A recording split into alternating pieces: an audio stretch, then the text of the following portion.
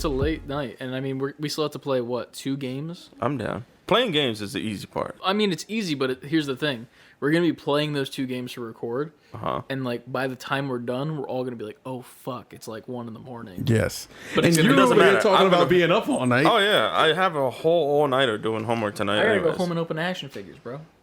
Oh, that Poor sounds thing. like really Poor hard. you. Yeah, right?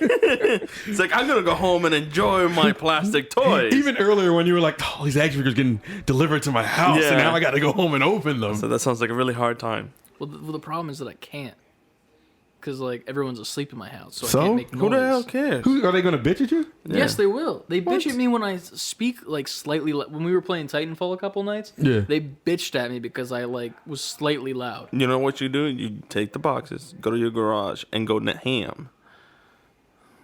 Here's the thing: I can't go to my garage because my dad has his like 9-year. No, it's actually about as old as I am. Car in there, and that's where he keeps it always. What's the truck? The Tahoe. You've seen it. Oh, before. the Tahoe. The black Tahoe. You've probably seen it Yeah. in Milton Royal Park. Yeah, it's like older than me.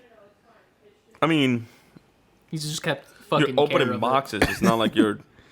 Like, how loud do Turn you the open the car. Here's the boxes? thing, Are you throwing them against the wall? The boxes aren't the Yeah. problem. It's the figures that are in the plastic. Okay. Oh, the rustling of the plastic. That's the issue. Because like opening them is fine. Like I can slip it out, no big deal. No, like that's fine. But once I have to take the actual figure out of the plastic, it's just the loudest noise ever, Yeah, like the popping sound, like whenever they Yes. like clipped on. dude. And the thing is, like, they do it so well now where they don't have like the twist eyes anymore. Yeah. It's literally just like it's in there. They make the mold and then they just push the figure in and it's in there perfectly, not moving anywhere. So like you have to fucking pry those bitches out. Oh, jeez. But yeah, you got homework though. Like had homework. Yeah, well, I have hella homework. Like, I still have to do a whole 3 different scripts for my actual assignment, and then I have a whole history, like, Renaissance history paper that I have to freaking You know write about. Actually, Michelangelo this time. Donatello, Raphael, Yeah. I learned, what was it, last week? Shredder. Yeah, last week we had to do Botticelli and some other dude. Oh, that's the long lost Ninja Turtle. Yeah. But no, Botticelli with what weapon? He What's has the a, weapon? he has a spear. What's with the female one? What was his? She was Venus. Venus, yeah. Yeah, and then there was in the cartoon there was the one that was like the bizarro version of them that was like almost like he just like crazy, you know. He was like Slash, yeah. He's my favorite Renaissance painter. Slash. I do have to You say, gotta love Slash. I do have to say, man. I did. Slashavelli. Yeah. I do have to say, I did Guns N' read Roses Slash. a line on my homework that apparently was something Michelangelo wrote down in one of his book, and it's actually quite nice. It says, Bitches be tripping. "What? I wish it was that." Wise but words spoken. It says the greater danger of most of us lies not in setting our aim too high and falling short, but in setting our aim too low and achieving our mark. Damn. And I thought that was pretty deep for a guy who looked at church and was like, you know what I need to do? A dick on a statue. And then that's literally the only thing he's known for. Is David, a dick on a statue. Like, you know Hercules? That guy. I mean, he's also known for literally being it. the party dude, you know, Yeah. and like shredding the sewers. Yeah, that's true. Important. Pizza guy. Pizza time. Let's kick shell. Yeah. Cowabunga. I want to play Turtles in Time now. Oh, dude. Turtles that are would my be a favorite game. thing. They this company, of course, fucking every single time. This company NECA who makes toys for turtles, and they're making Turtles. They make you every toys. time. Man. They make toys for turtles. Yeah, they have the license of TMNT, and they're making cartoon turtles, and they're doing a 4-pack that's coming out. Remember the episode where they were all in disguise with like that like disgusting, creepy white guy face? Yes. with like jeans. It's that. So you get all 4 turtles in one box with the overcoat, jeans, which is up your wheelhouse. I'll take all 4 of the jeans off and give them to you. It's fine. They'll fit your legs. They're 1/12 scale. Go fit my legs. Anyway, and it also comes with the white guy faces, like the masks that you can like change the head out, so that's they're cool. in disguise. And I was telling Turtles my brother, I was in like, disguise. I want a set of 4 turtles, but like they're always so expensive. Like they sell immediately, like when they come out. There's like 2-packs and stuff. They did movie turtles, Really? like the movie suits, and I was like, I kind of want them, but then I'm also like, I get the fucking cartoon turtles because they're the best turtles. Besides like the comic, which were they're all like and like with the red headband and shit. But like, man, have they made any figures of the new cartoon turtles that I'm sure they I think have. it's airing right now? The one that's out now, or the one like that they have ended? like those little like square looking like The Nickelodeon ones? graphics. Yeah, because there was like a Nickelodeon series that I actually was a big fan of, the 3D one. That was really That good. was really good. That Yeah, was that's what I was probably the talking best Ninja Turtle adaptation in a while. For Not me. the movie though, because there was a 3D. No, movie. I know what you're talking about. Yeah, because I the watched series, that one. right? Yeah. That series was 10 out of 10 fire. That series and it was got great. canceled Yeah. for some reason. But then, think Because I Nickelodeon think has like Nickelodeon a 4 has, season rule or some limit, shit like that. but like Besides like SpongeBob and stuff like that, it went on longer. they rebooted it into a new series, which is 2D animated. I didn't like that one. Well, here's the thing: I didn't like it at first either, and then I found this scene from it that is the most amazing animation I've ever seen in my life. Of like just all 4 turtles transitioning, doing like different moves against this one enemy, and it was like anime levels of animation, like What? insane and dope. And I was like, okay. If you I find changed that my scene, mind. send it to him. Put it in Yeah, the 'cause Discord. I I think wanna I see sent it. it to you on Oh yeah, Instagram yeah, a while that's ago. the when you were talking about 3D animating the that Mikey, model right? that you got, the Mikey. Yeah, I have the actual. I don't think it's from the show, but it's Michelangelo's rig from that 3D animated show. Mm-hmm. And I did like it was on my You art did a little, Instagram, like, and he's like sample of it. running on like the rooftops and Yeah. shit. Like he like does like a flip and shit, and like onto a different. That was rooftop. actually really cool. It took a while to do, first of all, because flipping a model, for some reason, some of the models, like, it's all, like, technically math-based. So, like, if something goes in a way that it's not supposed to, and then the computer, or the model itself, and the rig doesn't understand what it's doing, it just explodes, pretty much. Yeah. Like, the geometry is just like, what do I do? So his, like, arm is, like, twisted like a sausage link, pretty much, in the middle. And I'm like, ah, shit. So then I had to, like, fix that specific thing and, like, animate frame by frame, which, like, I mean, you're kind of supposed to do, but, like, I like to You do like it those a little onion bit. frames? Turtles. Onion skin. Skins, sorry, skins. Skinning. It's like onions. They got layers. But yeah, man. Deep.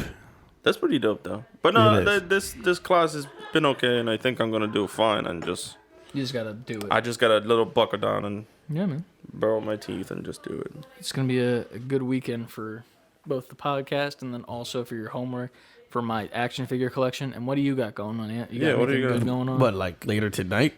I mean, after you're done? I mean, you still you tell got me. You still got like the rest of this night and then the start of the you next got week. any like fun After- plans for the weekend? After you guys go, it's the weekend. It said Saturday night at 10 p.m. I don't know what Tomorrow. you're talking about. So It's that, means, over. so that means we're gonna see Ant doing some streams sometime. I mean, you can now, stream tomorrow, I dude. can stream tomorrow. Yeah. And I gotta record aux cord tomorrow. Do it But after, yeah, man. besides that, You can stream a little Yeah, bit. stream it. Test it out. I am gonna test it out. Yeah. I'm excited. I really want to see you play that What? that Cyber Shadow game. I need to. I don't know if I'm keeping this in. I want to get a screen here so I can just do it right here. I'd rather just can hook my just do switch it up right right there. here. But I can't. How's He it? can't have the computer. Oh yeah, on yeah, that. you're right. I mean, he could. It's just that it would be like a hassle. I mean, if you get like a second screen, like nothing crazy. Like, if you ever I might been just take to- the second screen that Adrian got in her office and just sit it here and hook my switch up to it. Even if like you ever been to a Micro Center before? It's like a computer building store. Like they have like the parts that go inside. And Then I've whatnot. been. Yeah, I know what you're talking about. Yeah, if you go there, they have a section in the back, and it's straight up just like monitors and shit. And like, if you just talk to any of the employees, like they make commission off of you buying shit because they put their own personal sticker on it. Yeah. So like, you could talk to an employee and be like, "Listen, I just need something to get the job done. Blah blah blah. Yeah. X, Y, and Z running off of this Mac with whatever. Blah blah blah." You could get like a monitor for like less than 100 or something. Yeah. All right. And just like have it. Yeah, that's. Is there any places?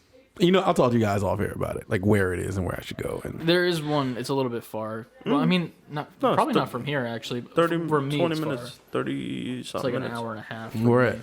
Yeah, it's I know Where they have a was it? Smash Burger in the parking lot. yeah. Oh, Which is what? great. A Smash Burger. Oh wait, where is this? It's not Montgomeryville. I think it's a county next to it. Well, I go up there all the time, so Yeah. I might be. I'll off the air we'll do it. All right, I got Yeah, you. sure. but it's a good time. But yeah, in it is there, a good too. it is a good store, and I do want to go there. Technically with the two of you, because I want to pick up some more tech. And I was like, Whenever you guys Cool want to for you go, guys to go. let's just make a thing out of it. Yeah. You know? Honestly, you could even build your PC from the stuff there too. Like, I mean, when I had to build a new PC because I was like, I didn't have to. I was like, it's about time that I need to build my next one because my old rig was getting there. And I went with my buddy who I used to room with, and we pretty much just ran into a shit ton of problems because I think it was like at the start of COVID, like a little towards the beginning. Nothing crazy going on yet, but we were already work from home. I think it was like February, March, around there. Around there, yeah. And pretty much like we bought parts, we went back to his place to build it. We're building it, and then just shit's not going right. And we find out power supply going twice. Well, no, that was a different issue. But we tried to reuse my old power supply because like I was like, I just want to reuse anything that I can. I don't mind if I have to buy other things, but like if we can reuse stuff, we'll use it. And he was like, yeah, we'll reuse your power source, the X, Y, and Z. So like we buy everything we need, and then I think it was not the motherboard. Well, no, first it was the motherboard. There was something broken inside of it, so we had to take that back, get a new motherboard. Then the CPU was messed up from the previous motherboard, so we had to get a replacement of the CPU. Then after that, the water cooler wasn't working, and the fans weren't working. And then at that point, I was like, I'm sorry, man. Like, I appreciate you taking your time, like, and trying to help me. And, like, he even bought me, like, a PC case for, like, to put everything in as, like, a birthday present. I'm like, dude, you don't have to do this. He's like, no, I got you. I'm like, okay, cool. And now I feel bad because I just have a PC case that has nothing in it. Right. I'll end up using it eventually, but I'm like, dude, like, you didn't have to. I actually haven't talked to him in a while, but either way, like, I literally just said to him, I'm sorry, man, but I'm literally taking everything back and returning it. And then I just took everything back to the place. They took it all back. The guy who helped me was extremely nice and was like, yeah, I get it. Like, all of the parts we're getting are coming in somehow faulty because where they're being produced, since it's COVID, people need to build PCs to work from home. So they're just pumping out products overseas and then just sending whatever's there and not doing the quality best control quality. and all that stuff. Yeah. They're doing quality control and like a lot are getting through. We just had the shittiest luck with picking parts. So I was just like, I just can't. And then I just bought from, I think it was Cyberpower. Yeah. Then that had a problem, which then I had to send the whole fucking PC to California for them to fix it. They fixed it. Jeez. It was free of charge because it was a part of the warranty. But I was just like, dude, like everything and anything can go wrong. But next PC I get, I think it's going to be from that one website that you showed me with the Ironforge. Ironforge, yeah. They have like limited release PCs where it's like the case is like special custom and it like looks cool. It has like a design or a theme going for it. Like, there was like one with like axes and stuff on it and shit, like battle axes and shit. Yeah, they have like Ironforge is really good, like for looking at PCs, especially if you're going for like performance and game performance type deal.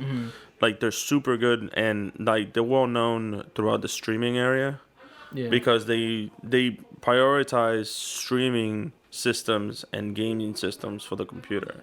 So like when I was trying to build my computer, I was like, I want something to help the channel because we were doing the whole streaming thing and we were thinking of doing it. But at the same time, I want to do something for myself as gaming and streaming and do all the extra stuff. So when I looked around, I saw them and then I saw a few like the popular streamers out there that were like really talking like highly of this company. So I started looking into it and they do very limited like computers. They do have a system where you can choose like the type of computer you want and then they have it all like if it was like a RPG like forge like you pick bronze or gold or steel metal or whatever that's and then cool. That shows you like what kind of range of power that PC is gonna have. And then but they have these limited ones where the main like founder of the Ironforge will make the PC himself, but everything is custom from like the plates in the motherboard, the plates in the graphics cards, the plates in the fans, the RGB, everything is custom. That's all by him, and he only makes one. He only makes one of that custom one, puts it out as a limited purchase one, and then he just sells that one for whatever the price is for the custom and all that stuff. But he has some really cool like looking PCs. So like if you wanted to showcase like your gaming and your streaming area and stuff like that, like that's like a show off PC with the power coming behind it. So it's not like you're just getting the looks, you're also getting like everything else. That makes sense. Which is cool. Yeah. But again, it's known as it's not a technical pre-made. Like a lot of people say, oh, you got a pre-made. And that's kind of like what I got now. It's like I bought it from Dell. It's pre-made. It has the stuff that I wanted in there, but it was already made in the factory. Gotcha. Now, these guys, they just custom make it. So they buy the separate parts. So you're getting not just one brand part. You're getting multiple parts across board. So you can have Asus motherboard, which sometimes is technically better than Dell or is better than Like a beef stew. Yeah, it's like a beef stew. much. You Like, have you like put all everything these in there, like the best parts of every brand, and they kind I of like slap that, it though. together and they do it. I like that though. That's the name of the game with custom shit. Yeah, Well, I hope you listeners like that tech talk yeah, man. right there. I love fucking tech. I do. Oh, I know. I do my science. And you all should know who's listening to this right now. You already. If I keep all of that for an intro, 15-minute intro, we were like, are they ever gonna? Hey, we talked about computers. No, Part of the gaming industry. I ain't cutting it up. Stop that show. Yeah, stop it.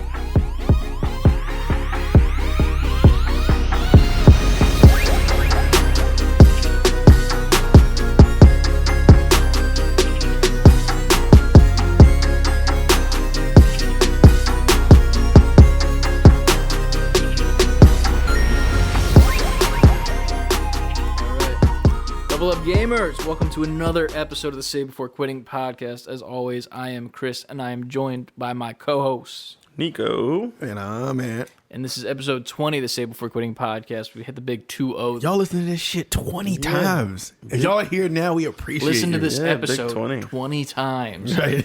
Yeah, right. And when you're done doing that, you can email us at savebeforequitting@gmail.com. Fully spelled out with some questions. We got some bangers on deck today. We got a questions couple on questions repeat on offenders questions. coming in. We got some people writing in consistently now. This is a good time to write in if you want to. You want to get featured, we will shout you out with your Instagram. If you want to, let us know what you want to shout out. We'll shout it out for you. Free promos for giving us questions of content. Giving us content. Yeah, giving us stuff to talk about. You can also do that over on Twitter, Instagram, TikTok, and Twitch. That's the same username all over there. It's save the letter B, the number 4 quitting. And getting into the show, boys, the first segment, as always, is what have y'all been playing this week? I have not played much, but I have played. I thought you were about to do it again. Yeah, right? Me and Trent was playing some Mario Maker together. Oh, that's Isn't there 2 of those, right? Yeah, Yeah, Mario that's Maker it. 2. We were playing Okay. that together, running around in that. What else? We played some Smash Brothers. I heard that he's been doing pretty good, right? You were telling me Oh that yeah. earlier. So he, for listeners who don't know, he's 5, and every time he plays, he puts the computer level on 1. Understandable, you know. You're not like He doesn't have the He's a fingers of a seasoned- god, you know, just like a seasoned Smash. So he's like, and plus he's 5, so he's just getting his Just wins, hitting buttons and, how yeah. he can on level 1. So then recently, I've walked in the room and he was playing, and I'm just watching him play, and he's just manhandling the computer player, and I'm thinking like, all right, you know, I know you did on level 1, whatever, you know, getting your feet wet. Then he goes back to the character select screen. The computer's on level 6 now. I'm not saying that's the hardest in the game, but for a 5-year-old who's been playing this game for maybe a couple of months, because he saw me playing it, yeah.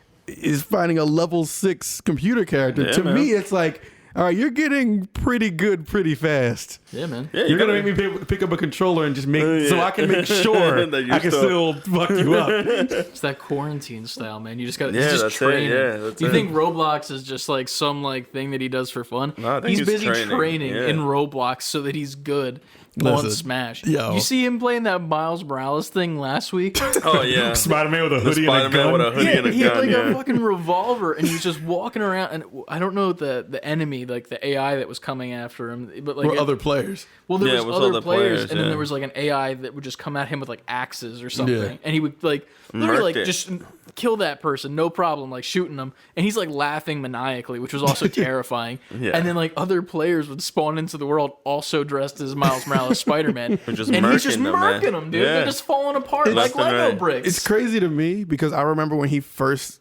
started kind of playing games and he couldn't wrap his head around the dual analog, like controlling the camera and moving And around. moving, yeah. Now he's just like it's nothing. Now he just Yeah. got it.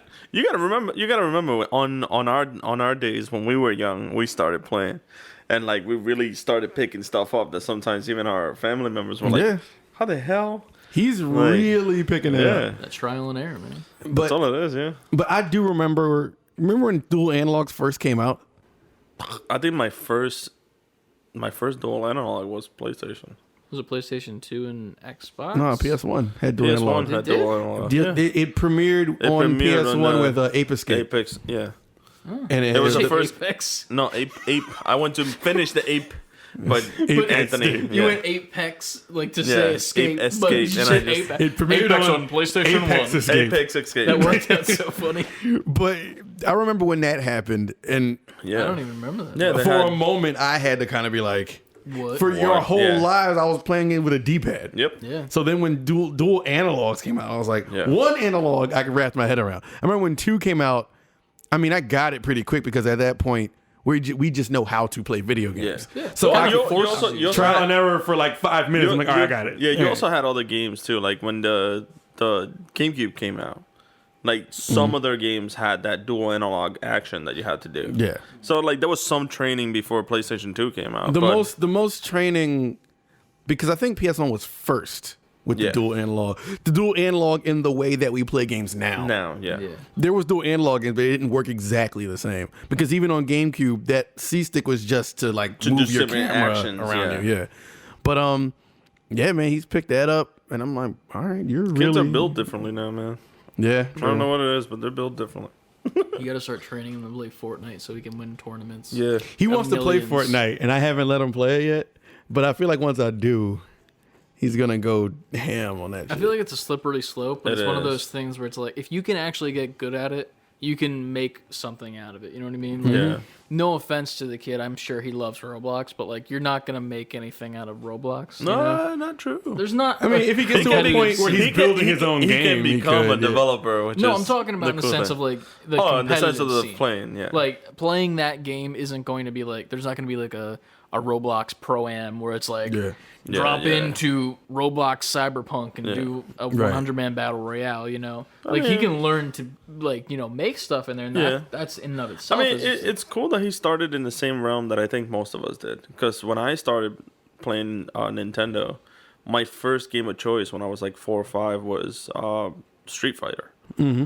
And that's literally all I played for like the longest time. To the point that I even mentioned that, I think, in the first episode, where I was saying the story where my uncle was setting bets Yeah. to see if I was like gonna win against a match or do something or do like a specific move. Yeah. And I would just do it and then make money. So like it's, I guess it's like we damn all uncles. started around like that around time where it's like fighting games are like the easier things to like really get all the buttons and like really get comfortable with like combos, like and stuff. comboing different buttons together and stuff like that. And that leads to being So- better at other games too. Like, Yeah. Yep. straight up, like if I didn't know how to do combos from fighting games, like shooting games like Apex and stuff would be so It would be much so harder. harder, yeah. Because like you just have to maneuver around like the buttons so like fluently, and if you don't, then you're just Right. out. You're donezo. Yeah. Straight up. But, I can't imagine, like, for instance, going along with what you just said. I remember when GoldenEye on 64 Oh, yeah. came out, and there's only one analog Oh, stick yeah. on the 64. And I remember playing that, and we played it flawlessly, I guess. But going back to that now, after we have these fast-paced dual analog It's games, hard. It's hard sometimes. that's gonna feel like bullshit. Like I don't want to. It's always fun to look back on that game, but I think we hold it in high regard because it held a place.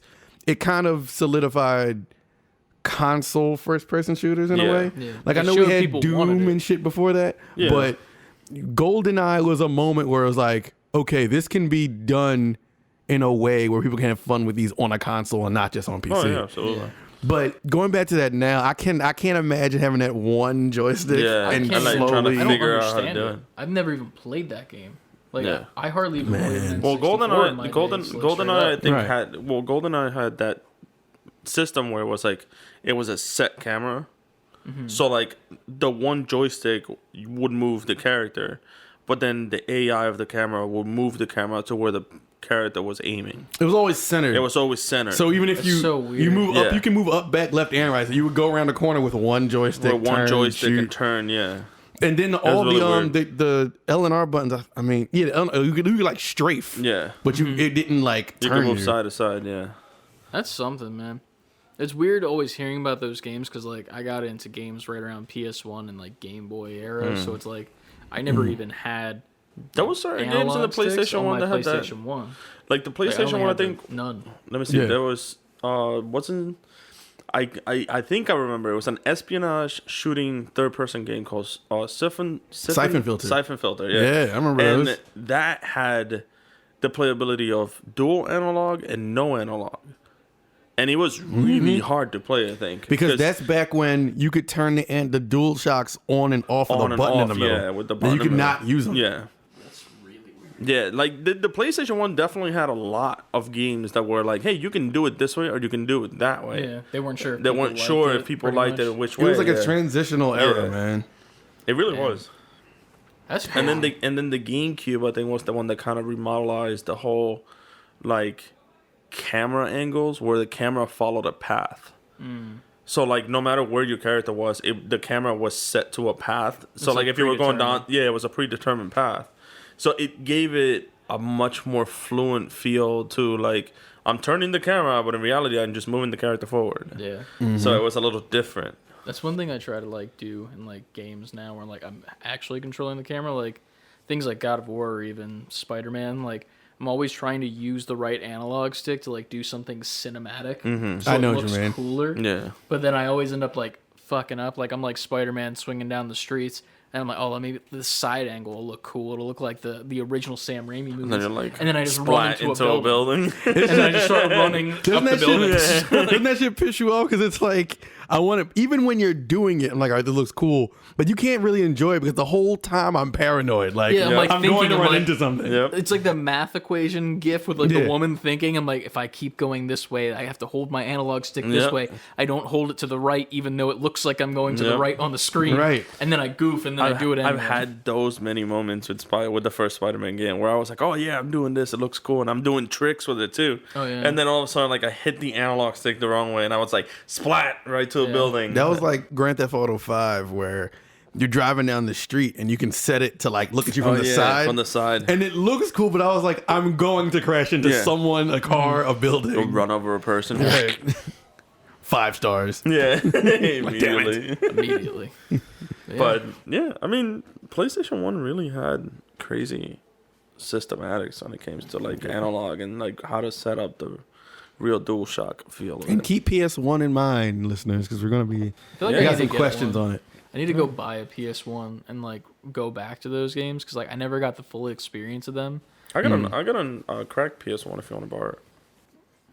Like actually cracked, or like is that like a term? No, It's a- there's it's crack a- cocaine it's on the no, inside no. of it. No, I meant like it's like cracked in half. for the- you know, like the WWE title, you take a solo and there's tag So I team, hope. you So I know? hope when this Still works. Yeah. So I hope that when this airs, all the FBI agents are watching somebody else. But no, I have a hacked, aka cracked PS1, cocaine in your PlayStation. where my PlayStation 1 has a chip into its Okay. motherboard where I can Play the imports. play imports, but instead of playing them off of a USB or playing them off of a SD drive, Burnt disc. I can do it right off Onto of a a burn disc. disc. That's cool. So it's like ROMs almost, but Yeah. not. I remember doing that to my PS1. Yeah, was a good I time. have like binders and binders of burnt games. PlayStation 1 and Dreamcast. I played so many burnt games Yeah. on those systems. I had one. I used to go to this one guy. He was selling for like $3, and then when GameCube came around, he started doing. He would modify your PlayStation to then be able to read the GameCube CDs, the really tiny Johns, onto how the tiny they PlayStation. were. Now, I the never thing- owned it, but like yeah. my cousins had it, and I always be like, "How is this whole game on this tiny disc?" Yep. Like you know, like I expected the game to be the size like of a disc. Yeah, on the disc. And it was so funny because like, Like I a would have record. like this big old PlayStation, and I would open the thing and just put this teeny tiny little disc on there, and it would always work. Yeah, it was I remember great. playing. I remember on my Dreamcast. Well, PS1, I played all the Dragon Ball Z games. I would just have those like import or burnt and play them on there. And then on Dreamcast, that there's no security in that system. You didn't even have to mod it. Oh, absolutely. I remember just burning. I had Capcom vs SNK 1 Yeah. and 2 just on a regular CDR. Yeah. I found out how to do it online. I just started burning on my computer. So I'm just burning games. I'm like, I don't have to pay for a game ever again. Yeah, the for only Dreamcast. the only two systems that had security in place at those time, I think, was GameCube and PlayStation. It was the only two. Xbox, I don't think, was out of them at the time. Xbox there was a way around it. Like, you could burn it, games for it, but it wasn't like PS1 and It wasn't, like easy like flawless, those. pretty much. Yeah. Like for Sony and for PlayStation and then like Dreamcast, you could do it like easy peasy. Yeah. Yeah. Oh yeah. You didn't Xbox need much. was like maybe not. Don't do that, please. Yeah. Maybe not. Don't do it, but you could probably You figure could it do out. it, yeah. Gotcha. Nintendo was like, no, Yeah, there's no way around it. Nintendo was the reason why a lot of those things had like region protection now. They Like, tried so hard. And I probably prevent want to get that. to what the rest of we've been playing. But Oh, yeah. Nintendo tried so hard to stay away from people cracking their shit because while everybody moved to disc, they stayed on They stayed on cartridge cartridges for that for the reason, longest, which yeah. was dumb to me. I'm like, just get with the times, man. Yeah. Nintendo is the company that just will Yeah. not get with the times. And the worst part is that they said, okay, we'll try it. They did the GameCube, and Then then they after did the that, mini disc. they did the mini disc, and they still had system and region protections built into the system What was itself. after GameCube? Is that Wii? Wii was Yeah, after Wii GameCube. was So after. then they Yeah. stuck with it with Wii. No, And- Wii, it was full size disc. There at was that full point. Yeah, size that's what I'm disc, saying. yeah. Like Oh, they yeah. stuck with the disc game Yeah. there, Yeah. and then after that it was Wii U. Wii U. And they went back to cartridges for that, right? I No, think. Wii No, U was Wii You disc. U plugged that had into the disc. thing. What? I thought you plugged it into the gamepad. I don't know. I No, never- No. The Wii U was still Okay. We're disc. still this. And yeah. then with the Now Switch, we're switching back to and they cartridges. were back Yeah. to the car. See, that's what I thought. I thought that the Wii U game cart, like you put cartridges into the handheld things. Like No. I No, didn't- it would I just didn't automatically understand download Oh, whatever it was Yeah. onto. That's pretty cool. Yeah.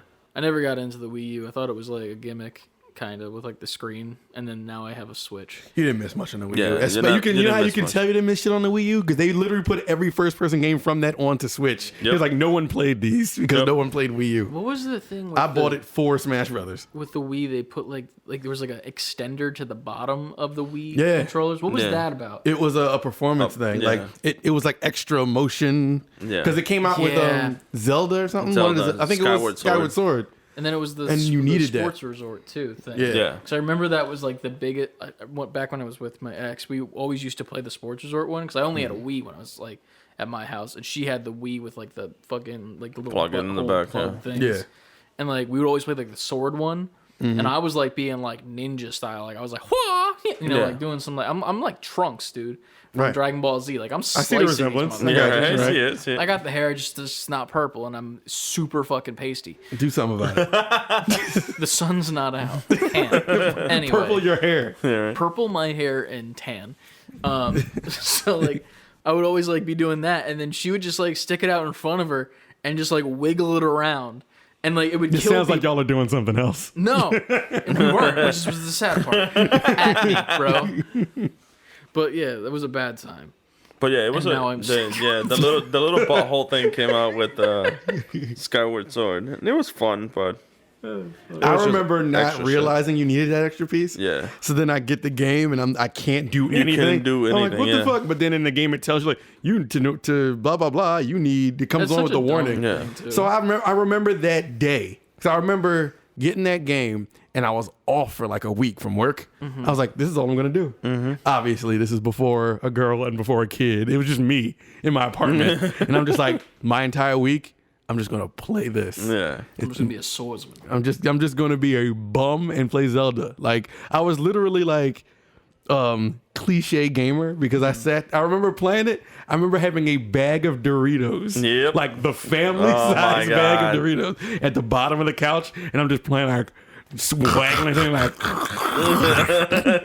I remember playing that all day, ordering food, eating it, playing more, falling asleep, waking up in the same spot on my couch, turning it back on. and Keep just playing. Honestly, as much as that loser that sounds like, that was such a great week. I was just unbothered playing Zelda for a week. But anyway, my point was, I went to start it, and again, I had set it up, had nothing else to do but Yep. this, and then I got that warning on the screen like, you need the advanced motion thing. I was like, I got up, Time to go to put GameStop. shoes, yeah, to go back out to the store. And while I lived close enough to the store, the fact that I was like, I was so ready to not To leave just my not do spot. anything. You just yeah. wanted to be a potato sack. I did. That's all you wanted to I do. did, but I went and got it, and then I was a potato for days. Yeah.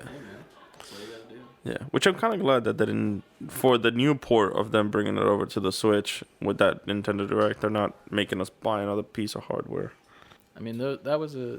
We'll talk about that. Yeah, we'll get to that. Yeah, we'll get to that. Matter of fact, yeah, let's get Nico. What you been playing? What I played? I played Valorant for a little bit. Cocoa Puffs. What you Cocoa Puffs. Oh, that just popped in My favorite cereal. Cocoa Puffs. It's a nice little inside joke that none of you will understand. None of you guys even understand that. No, You'll see a picture of it soon. Yeah. No, I ended up playing a little bit of Valorant with Nicole during her stream. And then I think that's really all I played. I've been focusing on schoolwork now, which again sounds repetitive of, a few months ago. But Nah, man, do what you gotta do. I am working on getting all the Witcher games, which I finally got all of them. And let's see, I'm gonna start this stream soon. Nice.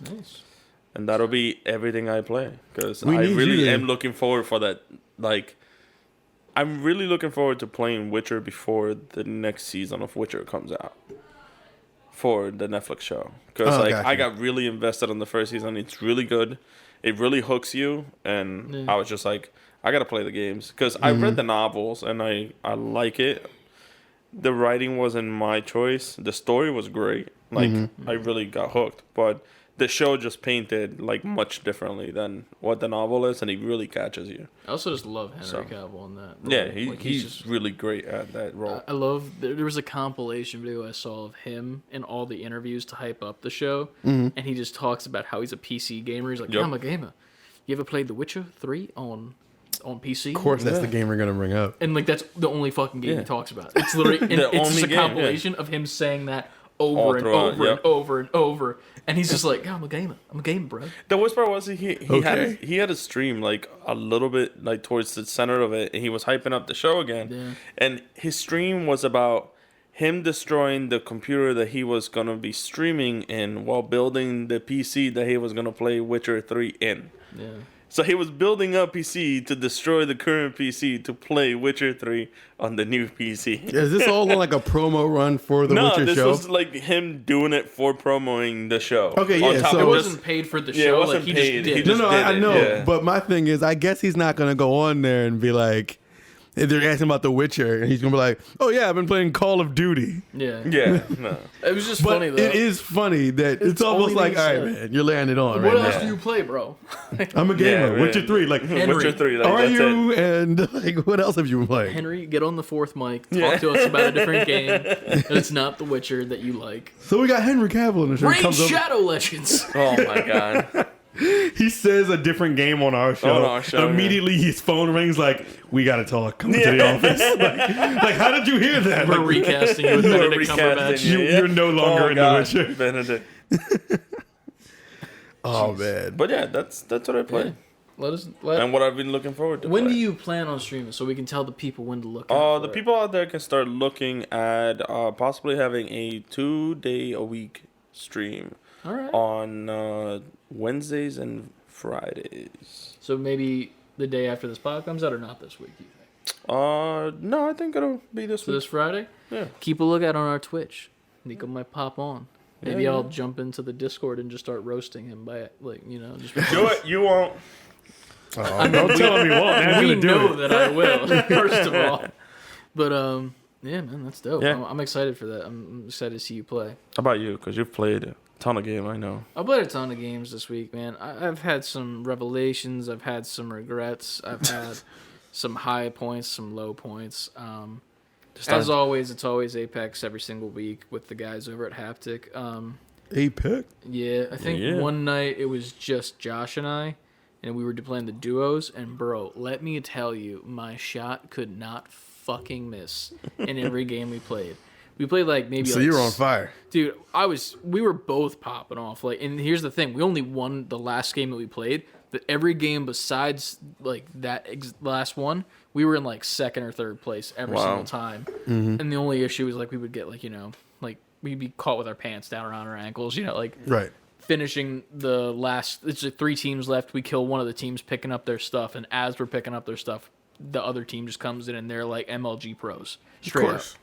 But like the last game we played, dude, oh boy, did we pop off. Like I took a screenshot and everything, so I was just feeling myself. And then the next day, we're like, okay, cool, now we can all play because Brett had something to do that night. And then we just hop on. We didn't get any fucking wins, and I was missing all of my That's shots. how it goes, man. Yeah, I was having a time, dude. I was You either like, got a hot hand or you don't. well, the funny part is I was hype off of the night before, and I was like ready to go. I'm like, yeah, must fucking go, bro. And then I hit like no shots, like I was dying like first every single time. And the funny part was like I wasn't even doing like my usual shit where like I run ahead sometimes and like I get caught with my pants down, and then the two other guys try to make up for it, and then they can't because they're outnumbered. But like I was literally like with them the whole fucking time, and I would just get melted. Like some dude would just come around a corner and just be there. Like I got jump scared one night. Like there was a guy hiding. I think it was the night I played with Josh, just by us two. I walk in a building, and I'm like, it's one of those circle buildings, and there's like a pillar in the middle. And I hop over the little ledge to get the loot there, hop over the second ledge, and then I'm about to go to this third little area where the pillar is, and I jump over, and there's just like the Gibraltar character just crouched down, not moving a muscle. And then he just starts blowing me away with a devotion, and I scream loud in my house late at night. And I ended up killing him, which was funny as hell. And then like Josh was like, where is he? I'm like, oh, I killed him, it's no big deal. And he's like, where's his teammate? And I see his teammate taking like this long ass zip line over to us, and I have the new gun, the 30-30 repeater, which all of us hated. And then this dude just slow peeks me and decides to like just stand there pretty much like from the corner that he just came up, and I just go bop bop bop, dead. Like just 3 headshots, he's dead.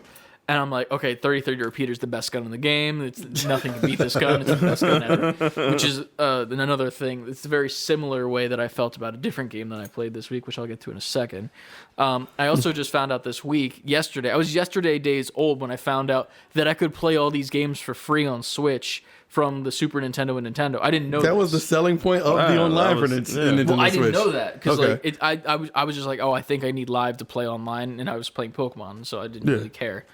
And I just bought it, and then I didn't know I think you have to download them, like the two things. The app. So I was looking through the store because I was gonna buy 1 of 2 games, and I saw those 2. I'm like, oh, these are free. I'll fucking pick them up. And I see that I can play fucking Yoshi's Island.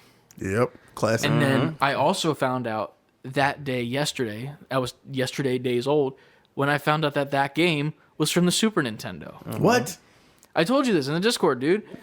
Because I was not a kid who played Super Nintendo because I just never had it. The first system I got was like a Game Boy, a PlayStation 1, and then an N64 with like 1 game. That was it.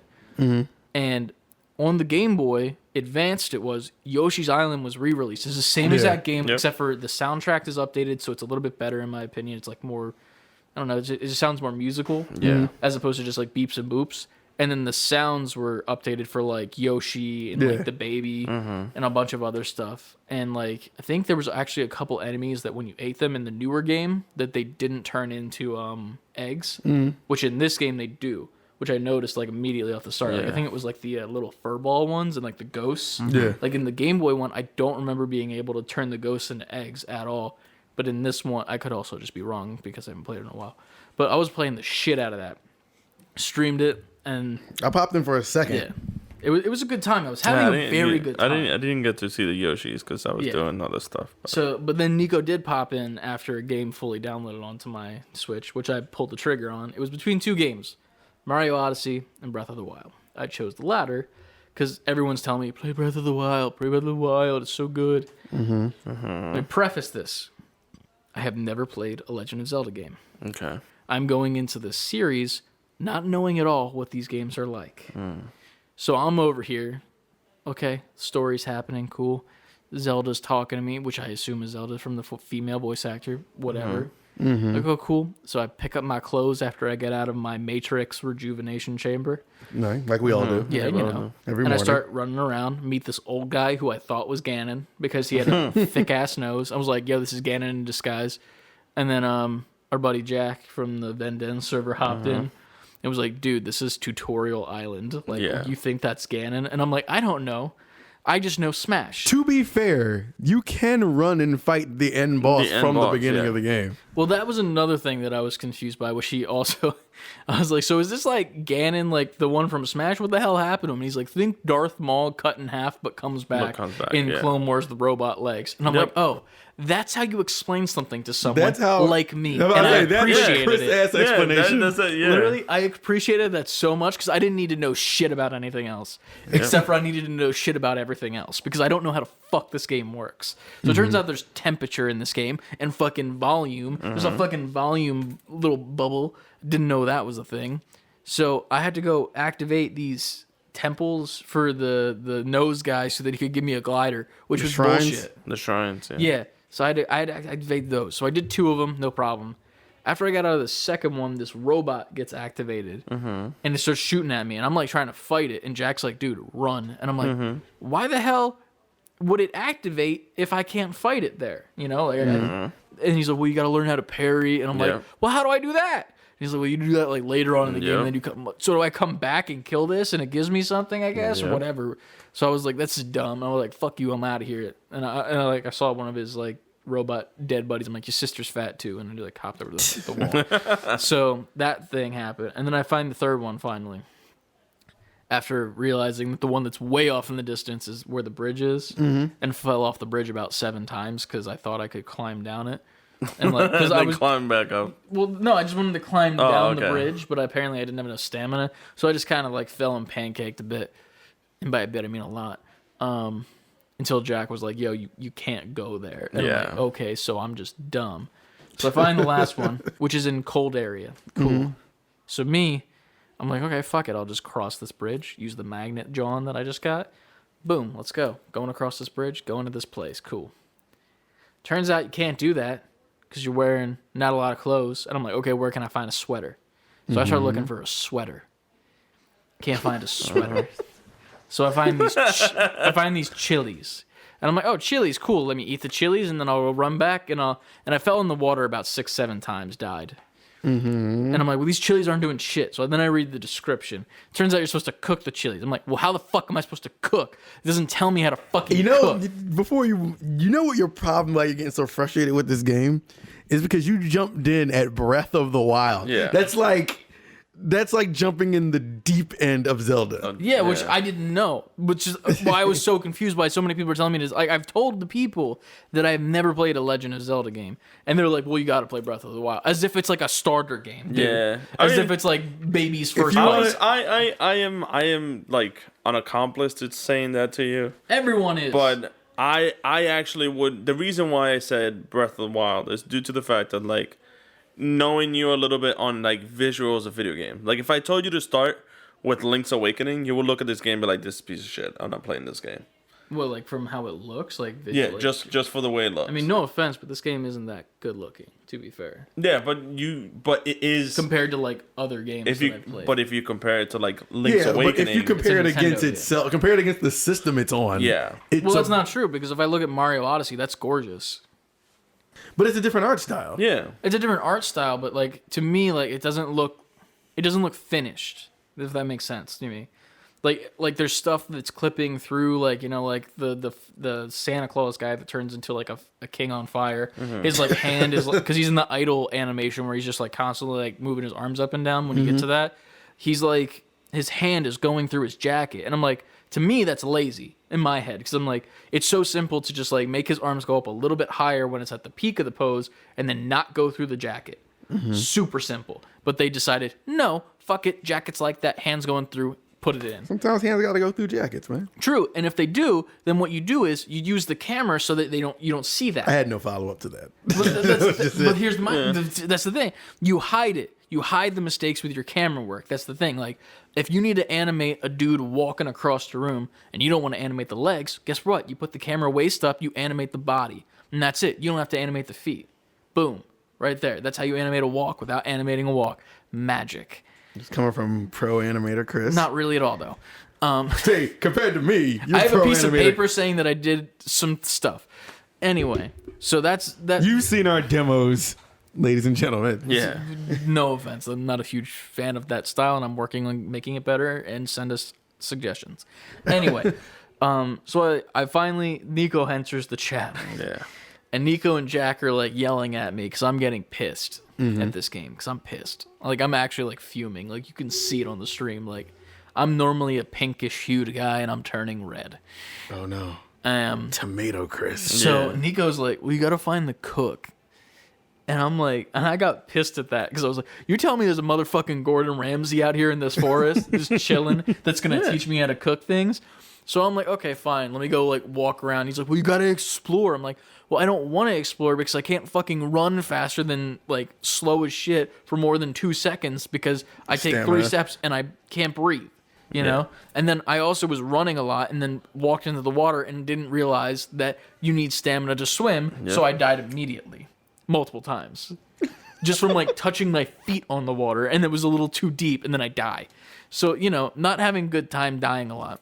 Finally find the stupid old man in the forest crouching below a tree, which like wouldn't have seen him if like I didn't stop for a second. You know? I mean, But you found him. You did go to the giant ass smoke cloud that was like coming off his There fire. were like multiple fires, first of all, in the land. Yeah, but there So, wasn't like, not one of them that was causing that smoke cloud of like, oh, let me go over there and explore. That's okay, the thing. so I go over to him. I learn how he's like, yeah, you can use my pit to cook, and I'm like, okay, cool. Here we go. I'm about to make this fire, chili, ass blasting stuff that'll make me warm and my nipples not freeze. Great. That's the life So we I go all to the live. pit. I go to the fucking pit, dude, and then I'm like, I can't do anything. And he goes, like, oh, you gotta set it on fire. I'm like, you're kidding me. So I accidentally light my fucking spear on fire because I just rotate my character, and I'm like, what? And then I'm like, okay, now light, and it doesn't light just by accidentally moving on it. No, just so then swing I at it. hit it, and then the guy's like, whoa, take it easy there. And I'm like, bro, I'm not even swinging at you. I'm setting a fire. So then I go to cook, and I can't cook because I have to let time go by. And I'm like, well, this is stupid. And then Nico tells me in the Twitch chat, well, you got to put the item in your hand. Yeah. And I'm sitting here like, well, why didn't the game tell me that? Because one thing that the game tells you when you're on top of that little like tower is, oh, push in on your right Joy-Con, and then you can use your little iPad mini and then ping areas you want to go on the map. And I'm like, okay, well, you told me that. That's a very simple thing, right? Mm-hmm. Why didn't you tell me that I need to put something in my hand to cook it? You know what I mean? That's what, it was a little thing that just set me off. Like, am I mad at the mechanic? No. You It's just fine. wanted to be. It makes sense. You wanted to know. Yeah, Yeah. like you need to tell people things. Like if you're gonna tell me how to ping something, which is something that's not that big of a deal, because I can open my actual map and ping things, you know, straight up. I won't be able to see what I'm pinging, but it's like I can do that. I guess my thing is like, I'm not mad that you had these frustrations at all. Yeah. I'm just more curious as to why I didn't. Like, I just feel like I You've didn't. played Zelda games. But that which leads into my next point. I think if you've never played Zelda ever, one place I would have you start from now in order for it to still feel like a modern day Zelda, you would have to go back to like Ocarina. Can I play that on the Super Nintendo thing, or is that That's free? a 64 game. That's the 64 game, yeah. You'd have to play that and then play like Wind Waker because they kind of improved those mechanics for Wind Waker. I would just have you go from Ocarina to Wind Waker, then back to this. Okay. Yeah. My favorite Zelda. I would don't wanna do that. even say Twilight Princess too. I would, but I don't think Twilight Princess is better than those other two No, games. I don't think it is, but they had mechanics in Twilight Princess that are very similar to the mechanics in Breath of the Wild, like lighting up things on fire. That's something that started I in actually Twilight like Princess. that. That's cool. Yeah. It's just that it's one of those things where it's like, this is a game that like, when you look at games, every single time you play a game, it's got to be like, you got to think about, this could be the first game that this person is playing Right. of this I agree. series. I agree. And it yeah. annoys, and like, while I'm in that minority, it's not talking from my sense of my frustration. It's like, think about how many people had that same frustration and then probably dropped the game. Someone's going to still play it. I know it's a good game because if it wasn't a good game, people wouldn't hype it up as much as it is, you know? I think what Nintendo did with this Zelda game, they pretty much catered to like this hardcore. Yeah. This was Zelda one of the fans. first Zeldas where they were like, we want people who have been have playing played Zelda Zelda. since the beginning, because this Zelda is the closest to Zelda or the original for NES. Because that one, they didn't tell you Shit, anything. yeah. Like every Zelda after that, you kind of got hints as to where to go, how to do it. Zelda 1, Yeah. like as a kid, I had to get older to beat that. As a kid, I was like, I don't know what to do, where to go. You had to kind of stumble on everything. It brought me back like to more than this game. Yeah, it brought me back to the times where like playing like Final Fantasy 1 and 2 on the GBA. And then just like they give you this whole like first story piece and they give you all of this stuff and whatnot. And then they give you like a glimpse of a question. Like a lead of like the snuff of the next mission. And then they just Smidge. Yeah, and then they just release you. And then the thing is like you can go anywhere on the map, but there's certain areas that you end up going there, and the monsters are like outrageously over level, where you die immediately. Yeah. So you have to like think in the perspective of like, oh well, that's over level. Using your, like, not go that way. Let's go this way, and then that's where the exploration comes from. I get that, but like with this game, I feel like exploration just doesn't seem like a fun thing with how slow you are at the start, even with how small Tutorial Island seems to be. Yeah. Like it's way too big of an area to not be able to run for more than a millisecond pretty much, and then you're winded immediately. And then like I was accidentally walking into water. Like there's puddles that are deep enough to like you pretty much go into swim mode and like it would kill me. And I was like, dude, I'm just running. Like that shouldn't have put me into swim mode, and then that shouldn't have killed me from being like it's a little bit past my neck. Ooh, water. Ooh. And I die immediately. Like I'm not mad at like dying. I am mad at it in the cold water. I'm not mad at it, but I am. And I did say multiple times that this is a bad game on stream. But that was more to piss off Nico.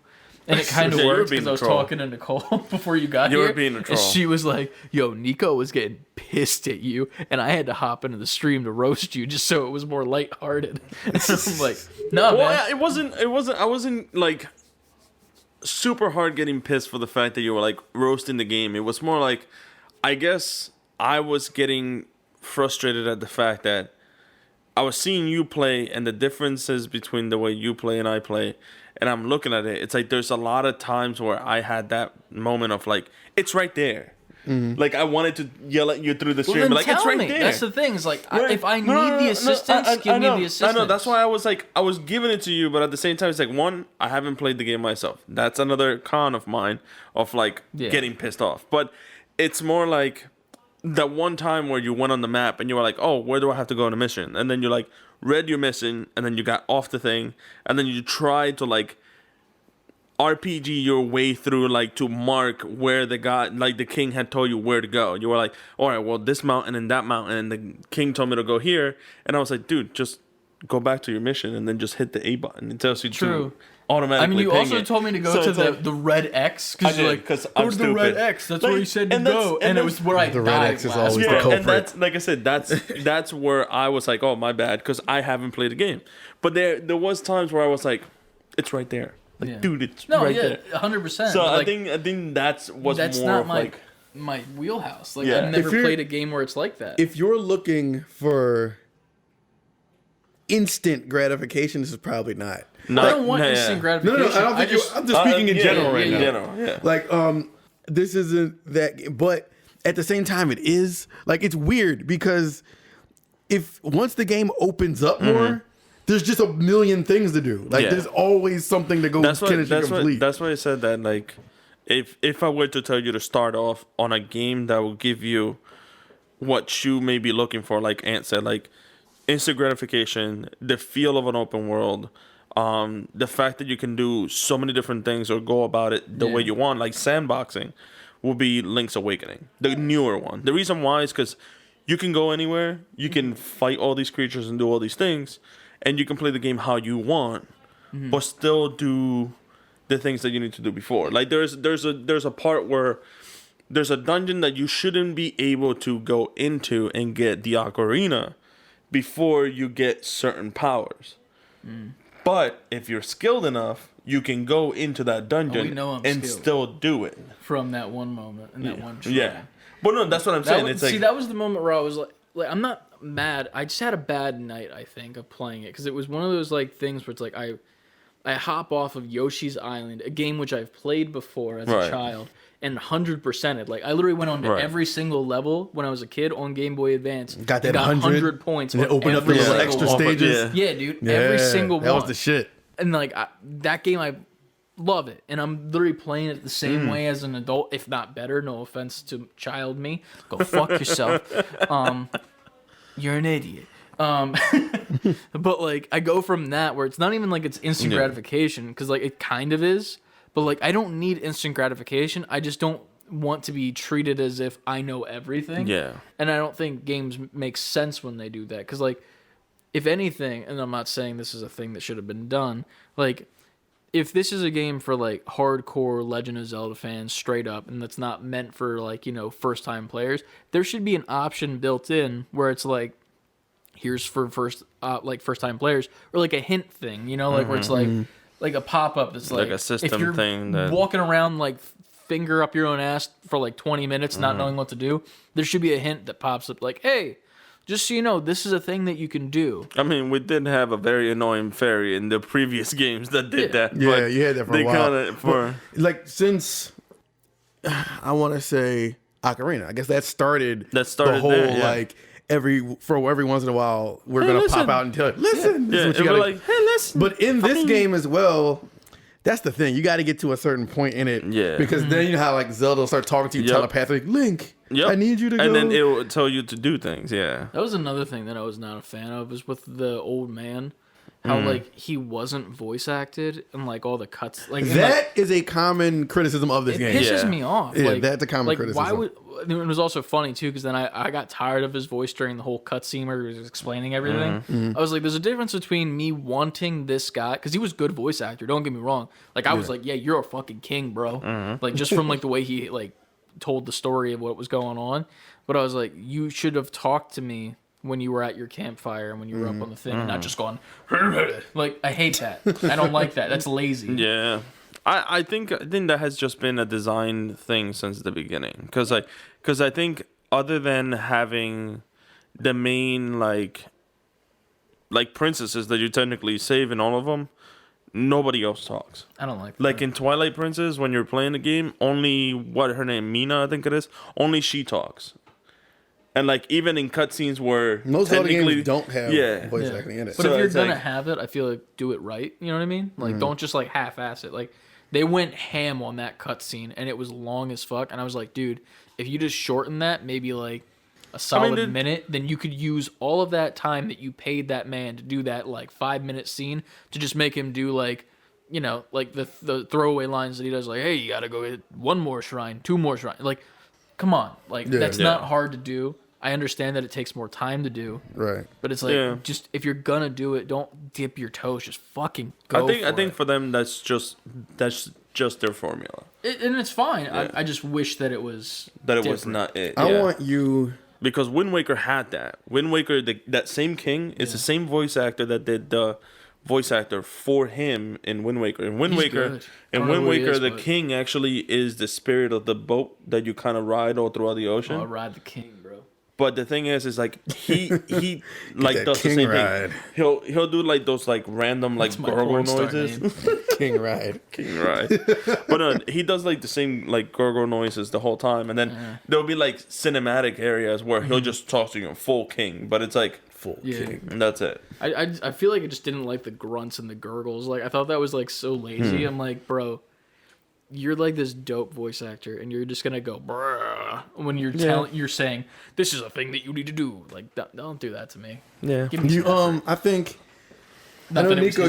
Nico, I know you said he should play Link's Awakening, which I think is a good idea. But I think, especially now that you've discovered that you can play the Super Nintendo games, because my favorite Zelda, the one you got mad at me for calling shit. Yes. Because when you were playing Super Nintendo, I thought you were talking about Super Nintendo. You went on to play Zelda after that.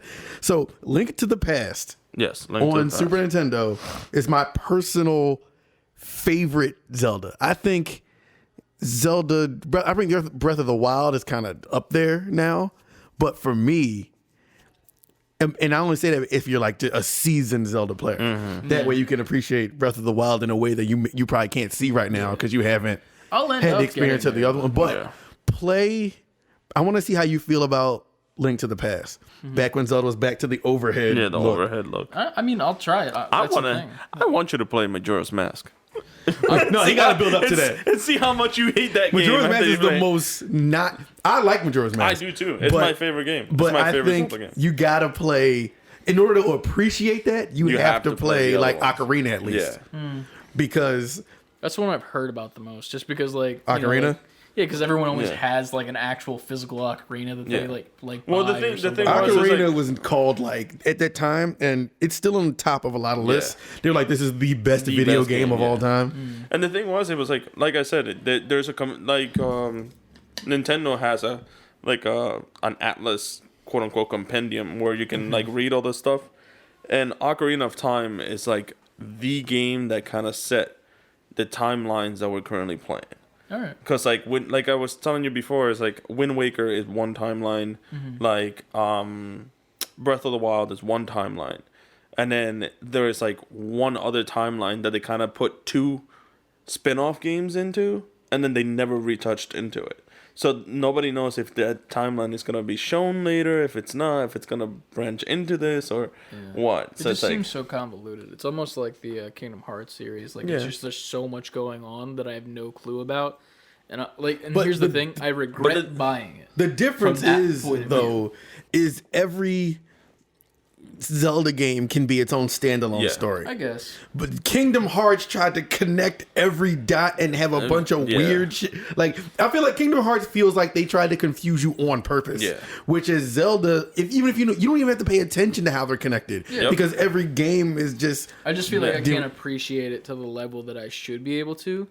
That's the only reason why I regret getting it. Like while I had that one bad night on like Tutorial Island for like 2 hours, like not having a good time, I know that going forward, now that I've taken the paraglider off and faked my suicide to the guy on the bridge, you know, that was funny. after all of that, like I at least know that it's gonna get better from there. Yeah. Because like I just had a rough time, and now I at least know some mechanics. But like I can't fully appreciate the game or whatever the story is or where it goes, because I don't know the lore of every other thing unless I play that game or just listen to Nico tell me the story of all of them. I mean, look at But it's one of those things where Yeah. I should have just bought Mario Odyssey. Like that was the other game that I was gonna buy, and like if I bought Mario Odyssey, I would have had a great fucking night. yeah. Because it's just Some fun it's just times. Mario. Yeah. You know, it's just having a good time, great music constantly. As opposed to this, where the music just like randomly like pianos in every once in a while. Like I thought there was gonna be like a soundtrack going the whole time, and I was like, man, I need to put like music on. No, or Breath of the something. Wild's pretty quiet. Yeah. Yeah. They sprinkle in like remnants of old Zelda Old music games, yeah. throughout, like it's Yeah. ambiance, but it doesn't have the biggest score in that game is the title song, That and was not when a dope. game comes on, but like the theme for the game. That Yeah. Is that when Yeah. you like walk out like Yeah. after the bath, right? Like you come out and you're looking at like the world. Not the world itself, yeah. did it play there? Yeah, it And there played was at the very a beginning. song, but I don't know if it was that song. I don't think they played it in full. It was like it was the song they played when they were like when the game was coming out. Every trailer had this bombastic orchestra playing this song. Yeah. That's what got me when they first showed. They had that E3 and they finally showed Yeah, Breath of the the Wild full and it like orchestra, yeah. that full trailer and that music hit. I remember watching that like holding my head like, yo, this I cannot wait. That music had me pumped. Yeah. That's for sure. And ironically, the music in Mario Odyssey's when that was coming out had me pumped. too. Yeah. Yeah, like they did good. I think that there was some design things that they kind of went around, but they missed the mark with newer players. They did Yeah. that. Like they were like, "Hey, Prime let's." example. It's like let's do But- our regular motions But with like. see, their mark wasn't newer players. That's the Right, thing. that was the thing, yeah. Their mark was people who have been following this game since the beginning. Yeah. Because in order to show off the mechanics of the game, they used Zelda 1 Yep. graphics. And they were like, for those who remember how they based it off Zelda 1, Yeah. they didn't want you to know how to go and what to do. You had Yep. to figure it out.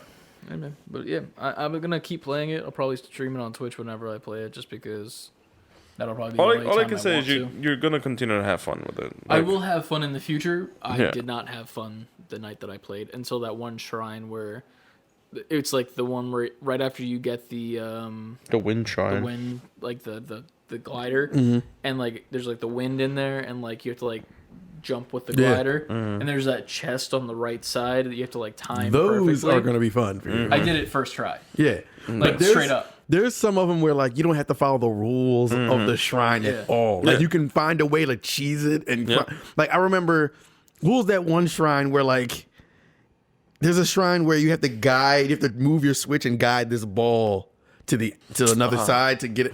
But what you can do, you can turn your switch completely over and it turns the maze over to the flat side of the stone, and you can just roll it right into the other side. What? Which I had no idea about because I kept losing. I kept like, I can't fucking figure this out.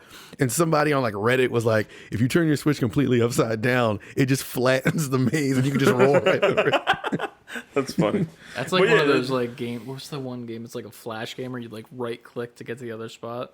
Like one of those like impossible quizzes, like shit. Like it's like get to there and like there's like the black space, but don't touch the black. You right click and then you get onto the other side because it pauses the game. Yeah. That's that type of shit. That's Exactly. smart shit. But a lot of the shrines are like that, and they did that on purpose because they wanted people. Now there's all these videos on YouTube of people Created and shit. cheesing all the shrines That's to get to cool. the end. And I that's like that. and that's what brings me up to that thing from Link's Awakening is that there is like dungeons in there that you could have the power that you needed to be able to just do it, or you could just cheese your way through it and still be able to do it. I'm a fan of cheese, So. and I'm tired. All right. We can give what's news now, right? Let's get into the news. Brought to you by Eat Right. Cheese. But cheese, cheese. Sorry, that's a thing from the major podcast. Cheese. All right. You guys remember what is it? Imaginary Friends? Foster's Home of Imaginary Friends. I like chocolate milk. I remember that show. Chocolate milk. We'll start at the top. I had a T-shirt of that from Hot Topic. Nintendo Direct happened. Oh yeah, Did it though? yeah. It happened for me. It was a had Nico jelly ass Direct. time. It was. They literally had every single JRPG imaginable in that game. It was like Square Enix just all over Nintendo, and was like, "Here, take my games." So what did it start with? It was the Smash guy. It was a They started Smash out with the reveal, Smash character. which no, it's a Smash reveal / Xenoblade. Xenoblade, is yeah. coming. Another what is it? Xenoblade 2, right? It's getting Xenoblade, ported to 2, yeah, Switch. Was that already on Switch? Xenoblade 2. There was some Xenoblade I game on there. think 2 was for the Switch. I They feel, ported the first one, I think. Never so that's happening, and then it ended with a teaser where they're bringing Pyra is her name Pyra is coming to Smash, to Smash, and so is the other chick. I forgot her name. Is it and- 2 characters or is it one character It's with different skins? one character you with can a change into with a switch up skills. yeah, you can So it's a- change it's a both of their Pokemon- actions. Yeah, Trainer. so it's a Pokemon trainer with one character. You can either play as Pyra or play as the other chick, but And you can chain their moves together and- Move together, yeah.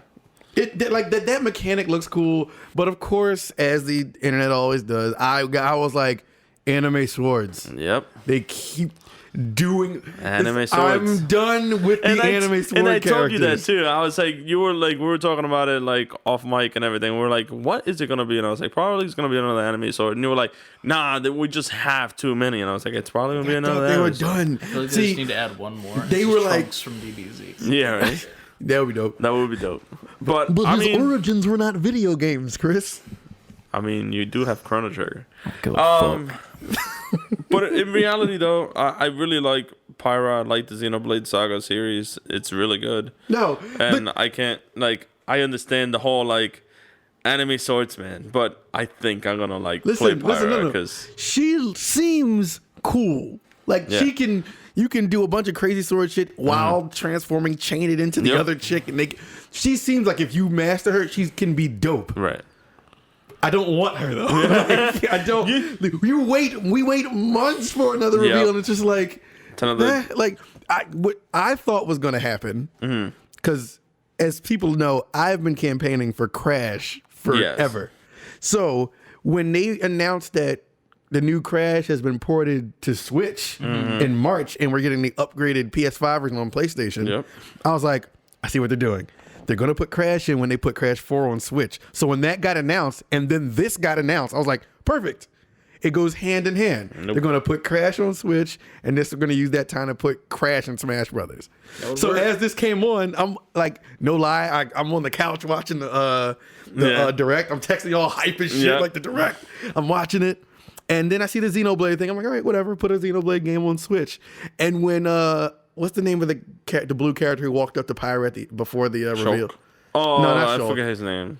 I don't know his name. I don't play those games. Anyway, the blue dude from Xenoblade walks up to the chick Pyra, and she says something like, I can't go. I have to tell you why. She turns around, and before she did it, I was like, fuck, man, I was already mad. I already knew where they were going. She's like, I've been invited to Smash. I wanted to throw my phone at the screen. You know what a lot of people thought when they saw that dude from Xenoblade? Like, I was watching a lot of videos and reactions about that. People were wigging out because they thought it was Tactics. Like, they were going to bring one of the characters from Tactics in. And everyone got super hyped. And then when they saw Pyra, they're like, okay. And, like, that was it. And then that brings up the other question of, like, what other characters are they going to bring in from the spirits? They should. Because Pyra, well, there was a whole conspiracy that if a character doesn't make it into Smash as a playable character, it makes it in as a trophy. Like those assist trophies. I guess. And the reason why they're doing that is because we all fucking hear it all the time is Waluigi. Waluigi is an assist trophy. Why do you people want Waluigi so much? I don't give a fuck about Waluigi. I think it's just because he's a meme now. He's a meme, yeah. That's like, what I think the reason is that the people want him is because he should be in the game, like base character. Yeah, because they have like Wario and they have if like. you have Wario, you got you Wario. have Waluigi. No. If you have Wario, you have Waluigi. Those two are like the Mario and Luigi couple. You can't just have the dad. Yeah, but you need the mom. Waluigi to me is only relevant because everyone just likes to joke on it. He's not as serious. Like Wario is more serious than him. Yeah. Waluigi would show up for like Mario Golf. Yep. He was never like he's the Dan from Street Fighter of Mario Brothers. The Dan. Oh, that's such disrespect, but it's true. He is though. But it's true. It's who he is. He's the joke. Yeah. He's really not a serious thing. I mean, I agree, but I'm also just like, why wouldn't you make him a character? So, like, it's the easiest character to make.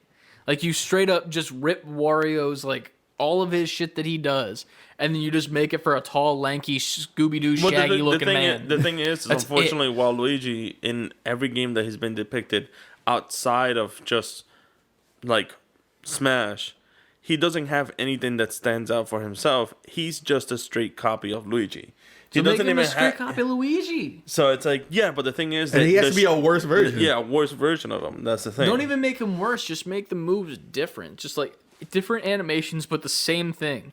Yeah, and the hitbox is bigger. But that's all it is. The worst part is Nintendo already said no Echo Fighters is coming. Well, listen. No Echo Fighters. Here's all of the fucking swordsmen in the world that do all of the fucking same thing.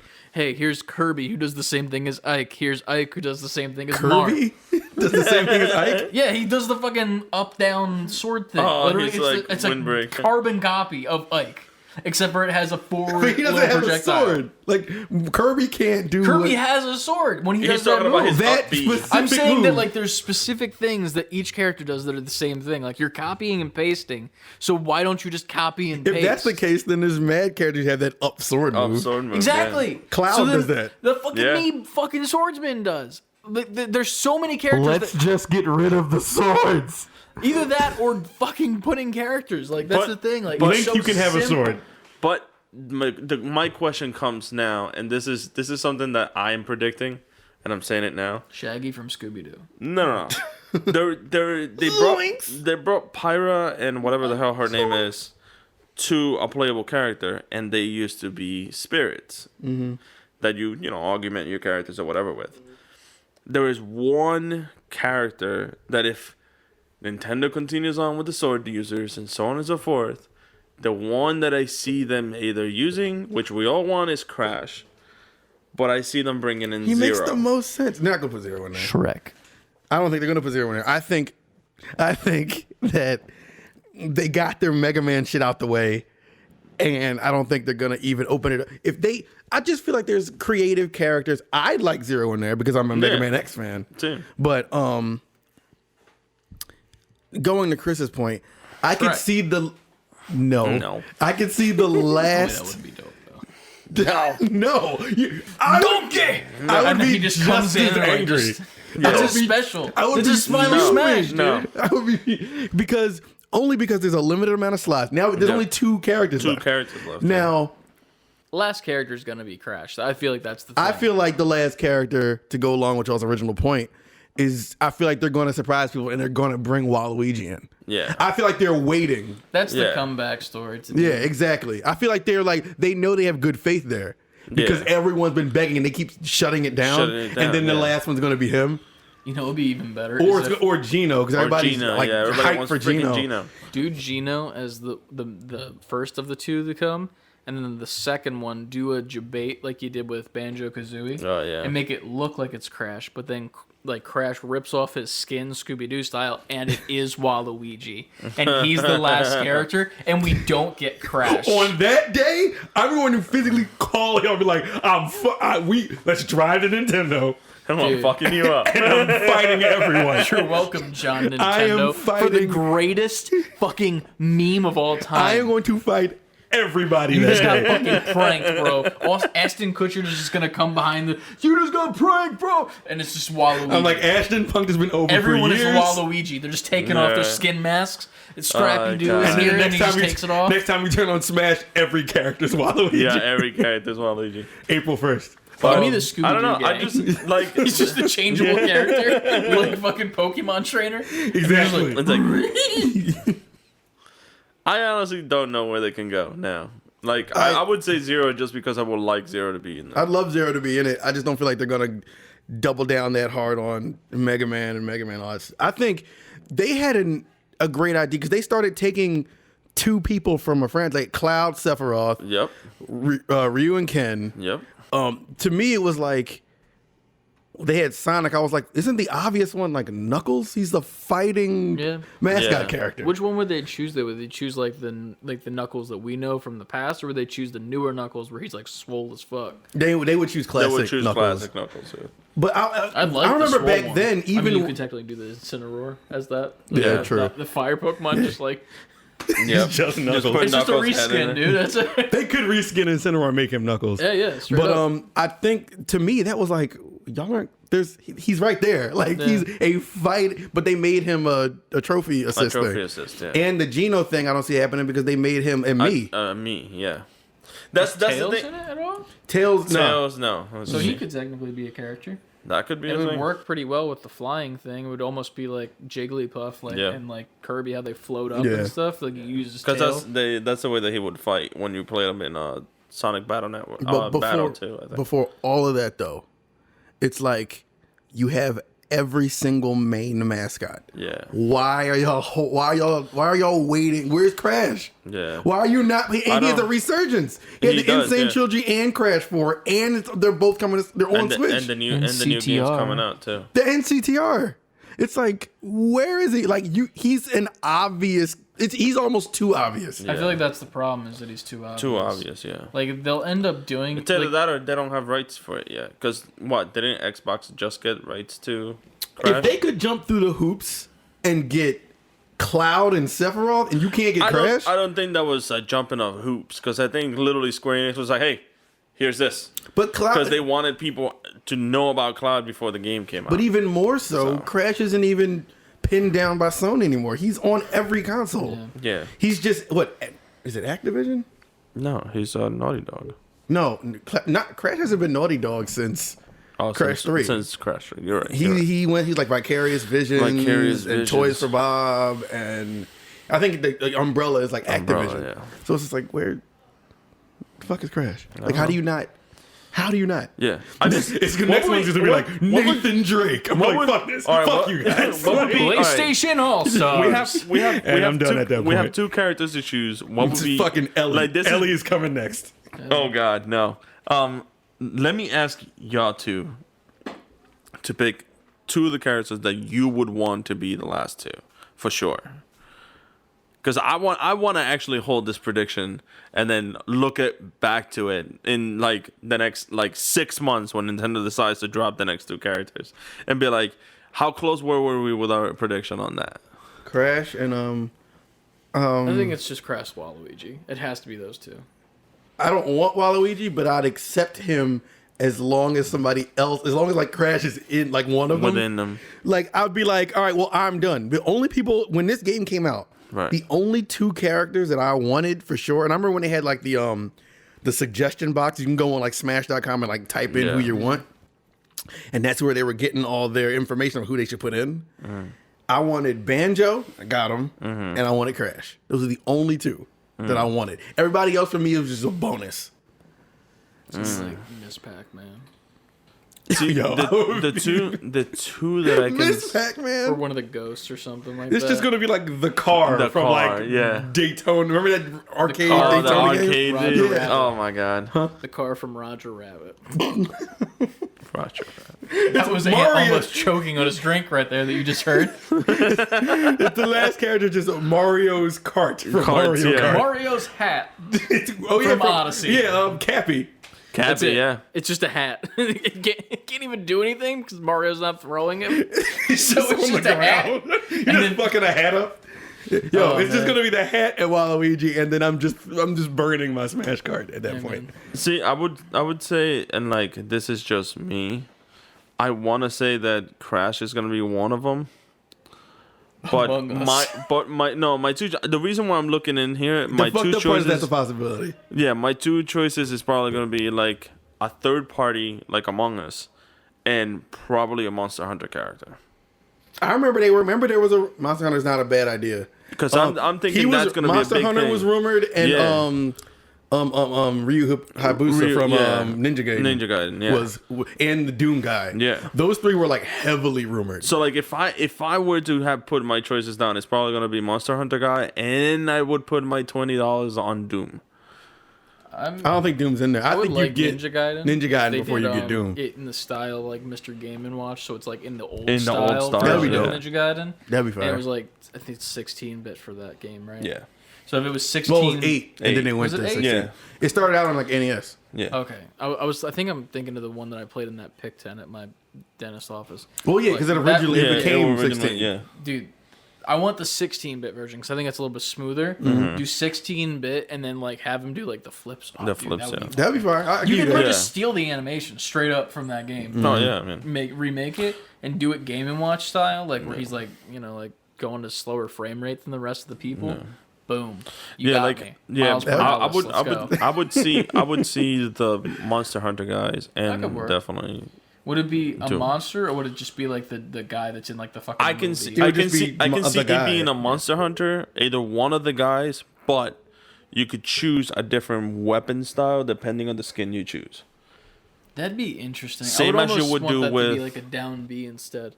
Like choose your different weapon with down B. Yeah. Like- Well, because you have Skins what's his name from Dragon Quest. Oh yeah, a hero. Yeah, and he has a million spells that you can cycle Yeah. through in the game, and those are spells But from that's not all from of the the skin, characters though, throughout. No, it doesn't. Yeah, that's it's what I'm not the saying. skin. I want but it to I'm be saying, new, like, if it was yeah. Monster Hunter, Or just a I can B, see them be like, hey, you can change to like the bow and arrow, or you can change to the gun, or you can change to the sword fighter, or the shield, or the axe. I feel like it'd be dope if they did say like they did like 3 weapons from Monster Hunter. So you do the bone sword obviously because it's like the most It's recognizable. obviously You do the gun.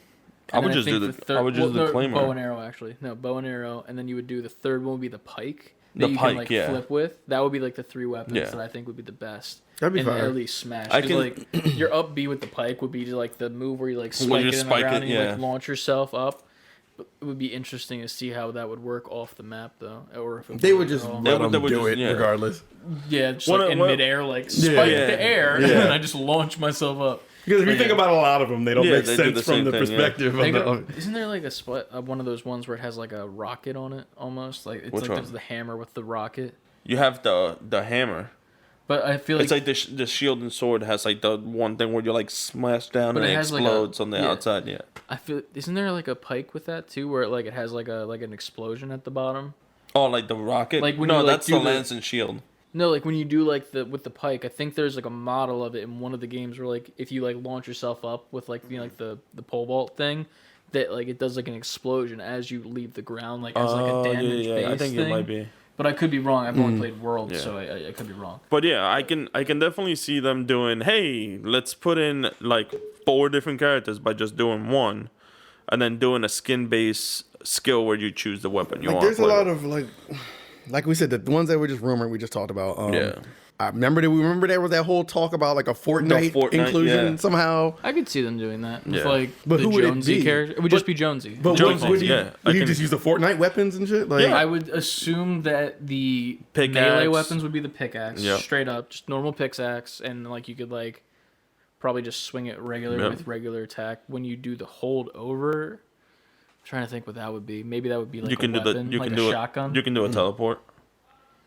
Like that would be his final smash, just teleport people out as he keeps showing up in every game and pulling a player out. Well, that's from their a thing. story in Fortnite. That's not like the default skin thing. Yeah, but the fact that it's him doing it every time, I can see them I using feel like that they as a wouldn't final do that smash. just because that's like a thing they're trying to do just with this season. If they're just trying to have like Fortnite guy and it's just Jonesy like or like default skin, they wouldn't do that because you would have alternate skins that would be the other like you would be like the guy with the dreads True, and then yeah. you'd be like the Asian girl and you'd be like I think there's one that's a Spanish guy. Unless Like, there's a bunch yeah. of default skins and like the blonde chick and like Yep.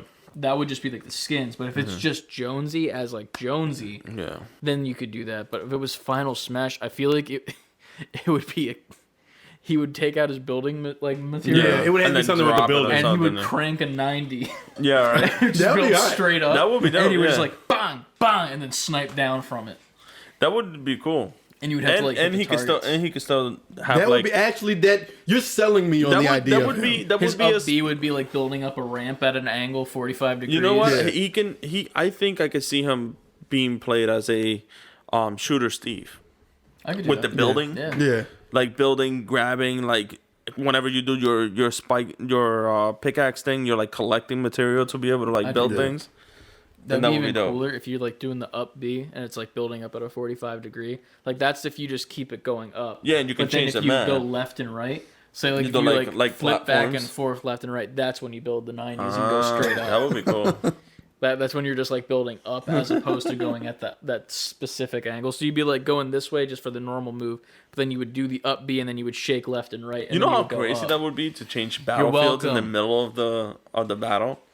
Like, can you imagine you have Jonesy and you're changing the battlefield yourself to get your one up on your enemy? it's still funny to me because I feel like people in Smash Brothers would get just as annoyed in that as they do in Fortnite when people do it. Oh yeah, but it would be such a cool thing too because then that material would stay there. Would stay there, and yeah. you would have to break the bottom like piece in order to break the rest of it, and then that would like cause the rest of it to go away. So like if you do your ult or your final smash, let's say ult, like I'm playing Overwatch, you do your final smash and you build like a 90, and then you like start aiming down at the other players, and if you lock your crosshair on them, it automatically hits them. Yeah. Those other players have a chance to go and attack your base Underneath, yeah. and cancel your smash if they break the base, That's and then kinda your dope. smash That's doesn't kind of happen. dope, yeah. Yo, Nintendo. I would give them that, That or money. Hire us, singles that Nintendo. you're fucking raining on me. I would give them that, or instead of doing that, because a lot of the final smashes can't be canceled. True, but I, feel like that'd be cool. I can give them where you can still do the aiming thing and you do damage, but if they hit kind of like DK, whatever the hell his name is, the crocodile, I forget his name. K. Rool. K. Rool, where like if he hits, cuts into animation and he's doing that, that would be dope. Like it's like, oh, if you do hit an enemy, you can do that, but if you don't hit an enemy, you can dig still that. do damage. I dig that.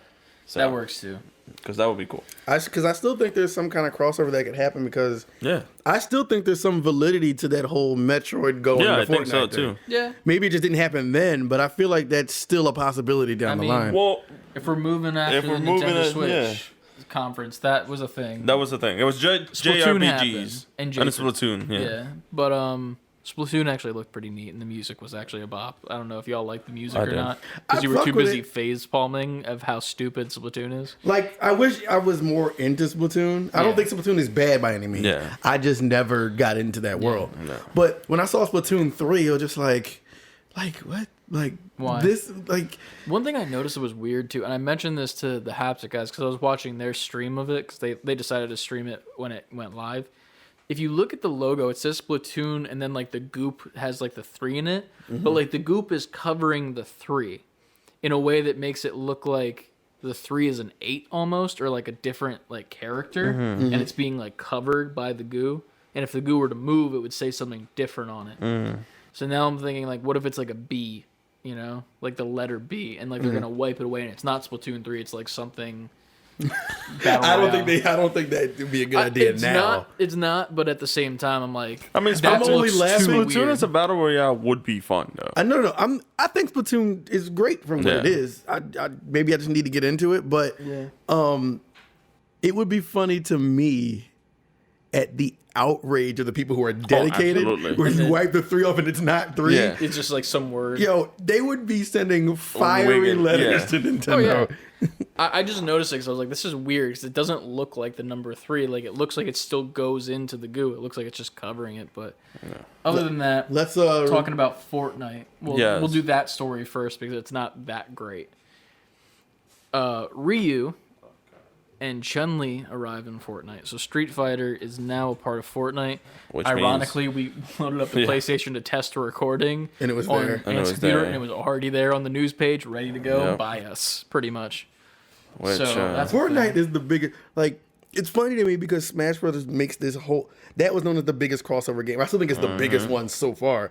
But Fortnite is on their ass to take the crown as the biggest crossover thing I ever. think that they're beating them, but at the same time, it doesn't matter because you don't get anything special from those characters. You know, and that's why I feel the lackluster of like getting super hyped for these characters. Like Kratos, yeah.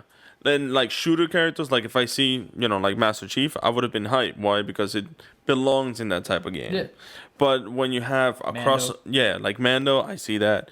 If you were to bring the Doom guy in there, I see that. Unless he's already in there, I don't know. Bring Doom out of that game. That But makes sense. that's what I'm saying. It's like those type of characters. If you bring them into Fortnite, okay, I'll be in for it. But then you're giving me like Ryu and Chun-Li. We go back to like you have superheroes that have superpowers, and guns. they're using guns and AKs and all this stuff and whatnot, and using a pickaxe to gather shit. Unless you have Ryu going around just kicking trees, but it's like That'd be fine if you can just fly across the field doing the spinning kick. yeah. But it comes down to the fact that it's like that lackluster to me. It's like if you're selling me just a skin, like it's not gonna drive me to go and play Fortnite and spend money on that. Now It's you're more giving like, me if you're a fan of Yeah. that. Like it like when Mando happened, it wasn't even because he shoots things that I wanted him. It was just because I love Mando because so you're a much. fan. Yeah. Like the people that are like Street Fighter diehards tell me they're not gonna go Oh yeah, buy absolutely they are. this like skin set like and have both of them, play it for like a week or two like we did when And we then- played Fortnite. Yeah, and then you. Our brief stint with And Fortnite. like here's the thing, Yeah. I still want to play Fortnite. I just don't ever like be like, hey guys, you want to play There's a million Fortnite? other things to play. Yeah, Titanfall's better. We Respawn, got love it. back into Titanfall. Yeah, right. There's your, hit that on your brought us bingo in. card, ladies and gentlemen. We have mentioned Titanfall and Respawn. Yeah. Again. Everything revolves around Respawn. Respawn. But yeah, so it's like It's I still. lackluster. That's why I still say that I wouldn't consider it that. I'm starting to realize that they're that winning. the trailers for Compared. these characters are like cool. Yeah. And then the fact that they went to the trouble. Like I like the trailer of the classic Street Fighter 2 Yeah. arcade cabinet and Jonesy shows up Yep. and warps them out and it's a double KO. Yep. That was dope. That feeds that nostalgia point in me. It's like, I remember doing that. Okay. Yep. I like what they're doing with this season too because I think it happened before the Marvel event, or maybe it was the Marvel event. You pretty much one of the events you go first person in it, like, and you're like in this office, and they're talking about like some shit that's going on with like the 0 point and like the story that's in the world, and then Jonesy walks into the office as if it's like this universe in which they're watching Fortnite happen, pretty much, and he's like, "What are you doing here?" And then we get the what's it called, the Marvel event with Iron Man in it, which was voiced by Nolan North, which was funny because it was part of the Avengers game, which is a terrible game. Don't play it. Don't buy it. Moving on from that, They he just showed announced up Hawkeye again. for it, Chris. Aren't you they just excited? they just did. Bad.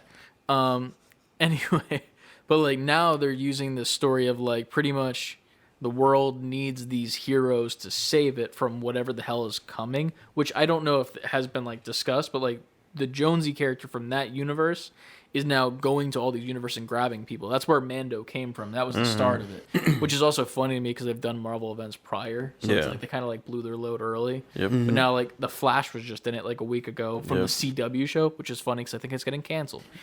Which is even fun. Like you didn't do regular Flash from the comics, you did Flash from the CW series, which is a show that's getting canceled. So you made a choice, Right. Hey, they probably paid like $3 on compared to the rights to the other Flash. I mean, listen, man.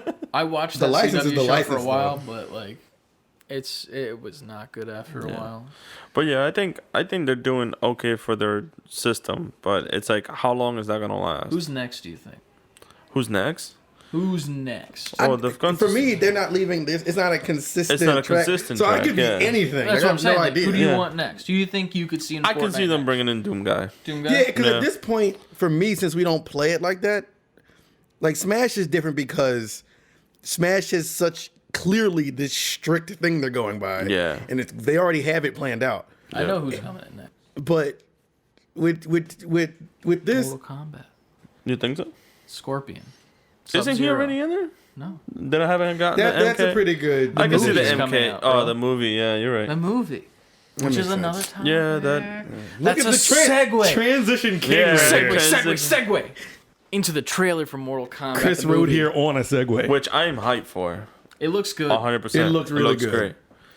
I have like- high hopes. After we had this video game movies are bad conversation, Yeah. but it looks like that looks really Well, good. they're going.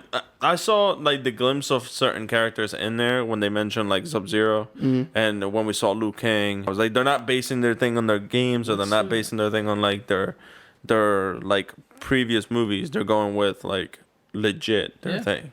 What's the dude's name with like the robot arms? Jax. Yeah, he looked dope. Jax and like looks just dope, the promo yeah. posters, I was Yeah. like, okay, you sold me Yeah. on that.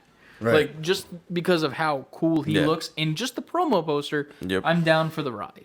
So I'm excited for this. Yeah, The I Red am Band too. trailer was so good. Oh yeah. yeah. I did notice something, and I was like looking into it because I found out whoever did the costume design for Scorpion is the same guy who did the costume design for the Screw Attack versus of Scorpion versus Nice. what you call it, the Green Ranger. Not Yeah, the Green Ranger, that the YouTube series, yeah. YouTube series. It's like where they just take like two Yeah. random characters. I and love make that them YouTube fight. Yeah. series. There's so So- many of them now. Yeah. There's Screw Attack. There's what was the one where it's like animated? Versus something Yeah, I think it's called. It's something like Death Battle or Yeah. something like Death that. Battle. Death Battle. Death- And then Battle. there's what's it called? There's another one, Bat in the Sun. Bat does in the Sun theirs, does theirs, Where it's yeah. like the viewers vote on Yeah. who they want to win. I never heard of this one. Bat in the Sun is dope. You'll Yeah. like them. I'll shoot you the link. To them. I know and Death then there's Battle. another one What was too. it? Bat in the Sun had. I think Bat in the Sun had the Superman versus Goku. I think they did that. Death Battle. No, had- that was that the was Death animated Battle, Death right? Battle. Bat in the Sun's all live action. Oh, is it? And it's there was one where it was Joker versus someone, and I can't remember who it is because I'm dumb. No, I think it was Joker versus Deadpool, because I Deadpool, think it where was he gets, like, Domino and Harley Quinn were in it as well, and they were fighting, and that was dope. There was a Wolverine versus Batman, a Darth Vader versus Batman, Wow. tons. Wolverine versus Wonder Woman. Their channel is 10 out of 10, so good, and they start it in a comic shop and they like tell you this person's this and this person's that. These are this person's skills, and here's how you guys voted, and then it like goes to like the actual thing. And then I think it was when I first started watching, they first started debuting their stuff. It was always like the fans voted for this. That's the answer. That's it.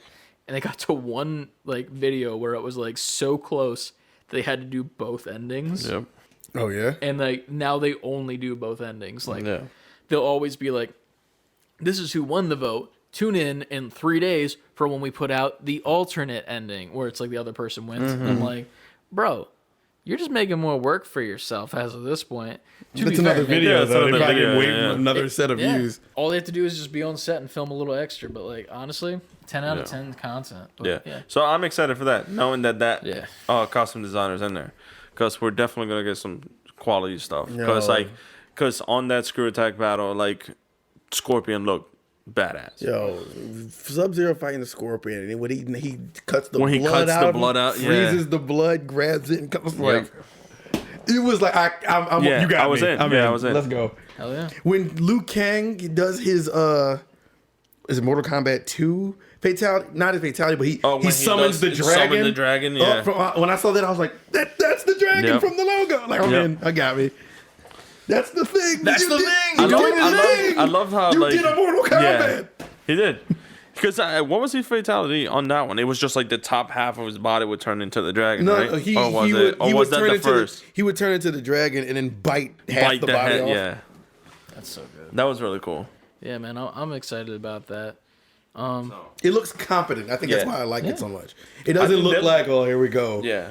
Well, the thing is because like we were saying, I think they keeping this one within the realm. Listen, Like they're finally keeping this one within the realm. Yeah, it's dark, gory. Yeah. Rated R, it needs to be. I mean, it will be. Well, it needs to be. feel That's like the yeah, thing. it has to be. 'Cause if it wasn't, I'm like, if it wasn't, I'm not It's watching on the it. level of with what's going on with like the Snyder cut with the Justice League stuff. Like it needed to be rated R for what it wanted to be, but with all the stuff that happened, and that's not a podcast where we'll talk about that. Even that I'm excited to see because The it's Snyder cut? it's completely different. Like it's not the same movie anymore, and like this, in and of itself. This isn't going to be like the Mortal Kombat movie that we got back in the day. Yeah. This is something completely different, and it's Good. going to be Yeah. so Although, good. like, a lot and of we'll people- say that now, and if it sucks, then we're Yeah. going to eat our Well, own words. make us eat our words about yeah, that pretty much, video yeah. game movie combo we It's had. our own words, too, that we'd be eating, because we Yeah. are the people that say that video game movies suck. Right. I've always, I don't know, I have a soft spot for the very first Mortal Kombat. Mortal Kombat 2 for the... No. Mortal and Kombat 3 sucked. 1 for But the first time one for the time was alright. great. Was Annihilation is terrible. Yeah, It's like, that shit was garbage. When I saw Jax come out, I was like, who put balloons on this man's arms and let him go and do shit and fight a centaur? Like, Yeah. who did that? It was just no. Man, like, whose man is this? That was terrible. And then he's like, I have power within me. And he like rips off his robotic arms. I was like, you're not supposed to have arms. Like that was the whole thing. You're supposed to have like augmented arms. Like You're making me why are remember you this. buff It's like as shit? war flashbacks. Like, oh. And then he's like, why? I'm powerful. And he like slams on the ground, Hulk style, and makes a shockwave. I'm like, the fuck did this power come from? I mean, granted, that is one of his moves in Mortal Kombat 2. But the thing is, he didn't like, rip his he metal didn't need arms to off. rip his like plastic like toy arms off. Listen, man, they were Horrible. cocoons. No, they were they were- hatching new arms. They were No. That's my response to that. that and Smoke fucking looked retarded. I was like, who the fuck put this Star Wars droid in damn movie? It was bad. What's happening? Smoke and Annihilation showed up. I thought you said Snoke, and No, I was like, I went to say when was Snoke, but it a was like droid? Smoke. Snoke is an actual character. That's why I was Yeah. like, wait. Yeah, Snoke. Smoke was a But fucking all right, droid. yeah. It sucked. Only other Annihilation. little quick news thing. Silent Hill Yes, is reportedly in the works, which has been rumored forever. forever. I think... I don't think this is gonna be the one from the demo. Though. I think the reason people were getting it got shut down before because Konami yep. kept shutting like we're not doing that, and it makes sense now because a different developer is doing Yep. it. So that's rumored to be coming back. Well, which, I think Konami sold the rights to them after they had that demo, and then they shut it down for like the 5th time in a row, and they were like, you know what, screw this. They just sold the IP and the rights to it. also more importantly, I mean Silent Hill. Whoever cares about that, I'm not really a Silent Hill guy. Konami also said they're pretty much lending out the licenses to Metal Gear Yep. and Castlevania, which made me hype. I'm like, all right, so we're about to get Metal Gear and Castlevania under a different company. I'd love to see another take on that from someone else. Yeah, same. Only thing is, I hate. I'm really. It's a love-hate thing. Like I want to see it done different, but is Kojima going to be involved in Metal Gear? Because No. if not, it's like, all right, you got some shoes to fill then. Yeah. You know what? Like Castlevania, yes, please someone else do it because Konami was not doing right by that series. There's a few companies that I can see that would make really good work for Castlevania. Like, I would want it to be Insomniac, and I want them to do it in the style of the anime on Netflix. the thing is, Beautiful. I'm with that. Insomniac wouldn't have the art to do that. Well, no, like I want them. It'll look like Miles Morales, but like the animation and like how fluid it looks and how cool it looks. Oh, they and, can like, that do all of that, world, but like I think Insomniac like prides himself on being stylistic, so I don't think it'll be like the anime. No, I'm not saying in the So. sense of like I don't want an anime style. I just want it to be like the anime. Like, I want it to feel like I'm watching the anime, but in a video game. If that Follow me makes on sense. this. I think Telltale. no. I want. They only make fighting games, but I want Arc System Works to make some kind of non-fighting game Castlevania game. They can do it. Arc System has the Arc System best is good, yeah. fighting animations of any game I've ever seen. Like after Dragon Ball Fighters, they had good shit before with Guilty Gear, but this new Guilty Gear, yeah, this Guilty Gear is that boss. shit looks crazy. Fluid, like fluid as hell. the animation of it. Guilty Gear Strive, the demo is out. I'm actually want to download that when we finish, so I want Yeah. because I think it's only available for a certain amount of time. amount of time, yeah. But I was talking to shout out to Kev. I was talking to Kev on Twitter, and he said something. What did he say? I don't want to fuck it up. He was talking about Arc System Works, and I was saying I want them to do. I wish Capcom would let Arc System Works make Street Fighter. Like I'd love to see a new Marvel vs. Capcom, but under the Arc System Works banner. Yeah. And they let them do it. That's a whole lot of red tape you got to go through. That You got to is, go yeah. through Capcom, Marvel, Disney, yeah. to get it. Like that's all. That would take a lot, but I Be think it worth would it. look amazing. And I think that's the refresh that it needs because the last Marvel vs. Capcom was trash. Yeah, it was. They got Is that such the a one with like Thanos and shit and like the yeah, and Yeah. the merge. and then the something graphics like are that. really bad. Like it could talk about how Chun-Li's face looked all fucked up. Yeah. Well, like that's because Spider-Man's head they looked try- weird on his Yeah. body. and Yeah. shit. They try to do a lot of like freaking like 2D graphics where like it merges in, but the layers weren't great and everything just looked choppy. It was just bad. I don't know. That was really bad. But yeah, I don't know. I can see Arcs doing it really, really nice too for that game for sure. But it would lend itself to that anime look you were talking about. Yeah. I would just love to see something anime. Like I that Castlevania anime is the best thing that's been on Netflix in a while. Like I'm still waiting on Love, Death, and Robots season 2, Yep. and they need That's to such fucking an pump underrated. That series does not get talked about enough. Yeah. Dude, Love, Death, and literally when it Robots. came out, it was the only thing that was talked about. Like being Yep. animation, that's the only thing we talked about for weeks. Mm-hmm. And then like after those weeks ended, like I would still watch like every once in a while. Like I'd pull up like what's the one with it's like Sonia's Curves or something like that.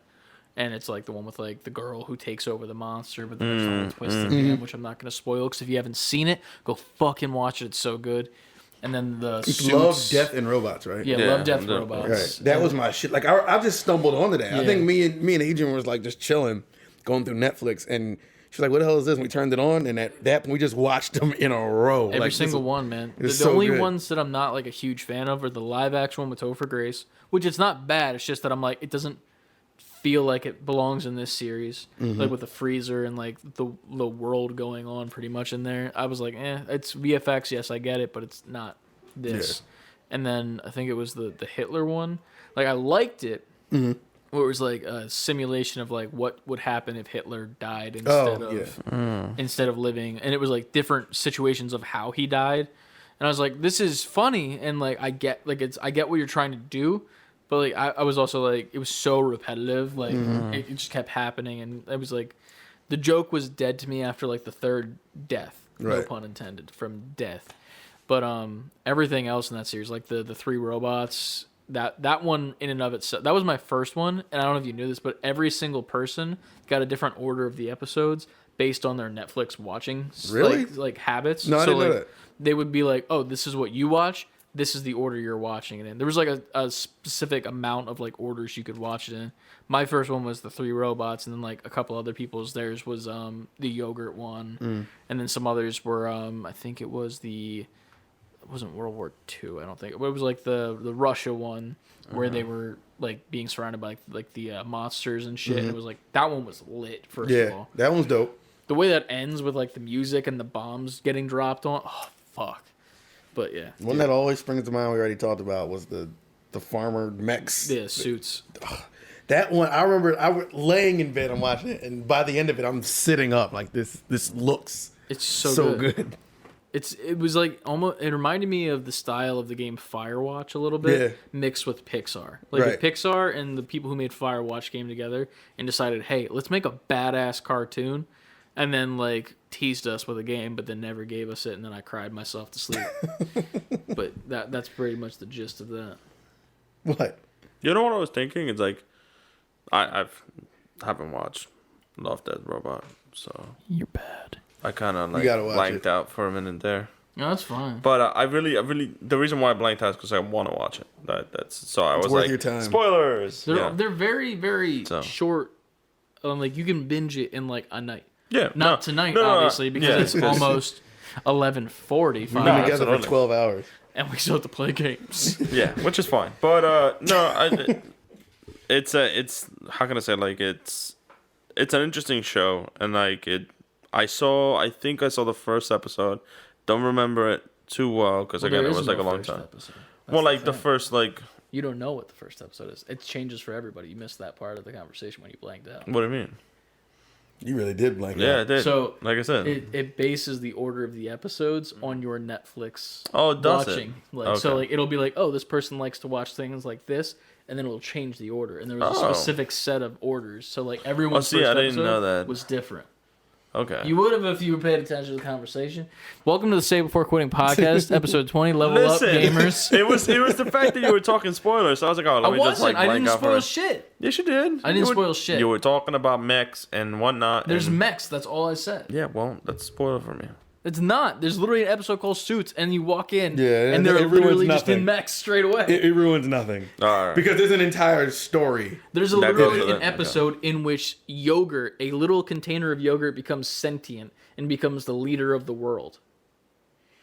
That's not a spoiler for Okay. what it is, and that's pretty much the gist of the whole episode. That tells you how much of a spoiler it is. Okay.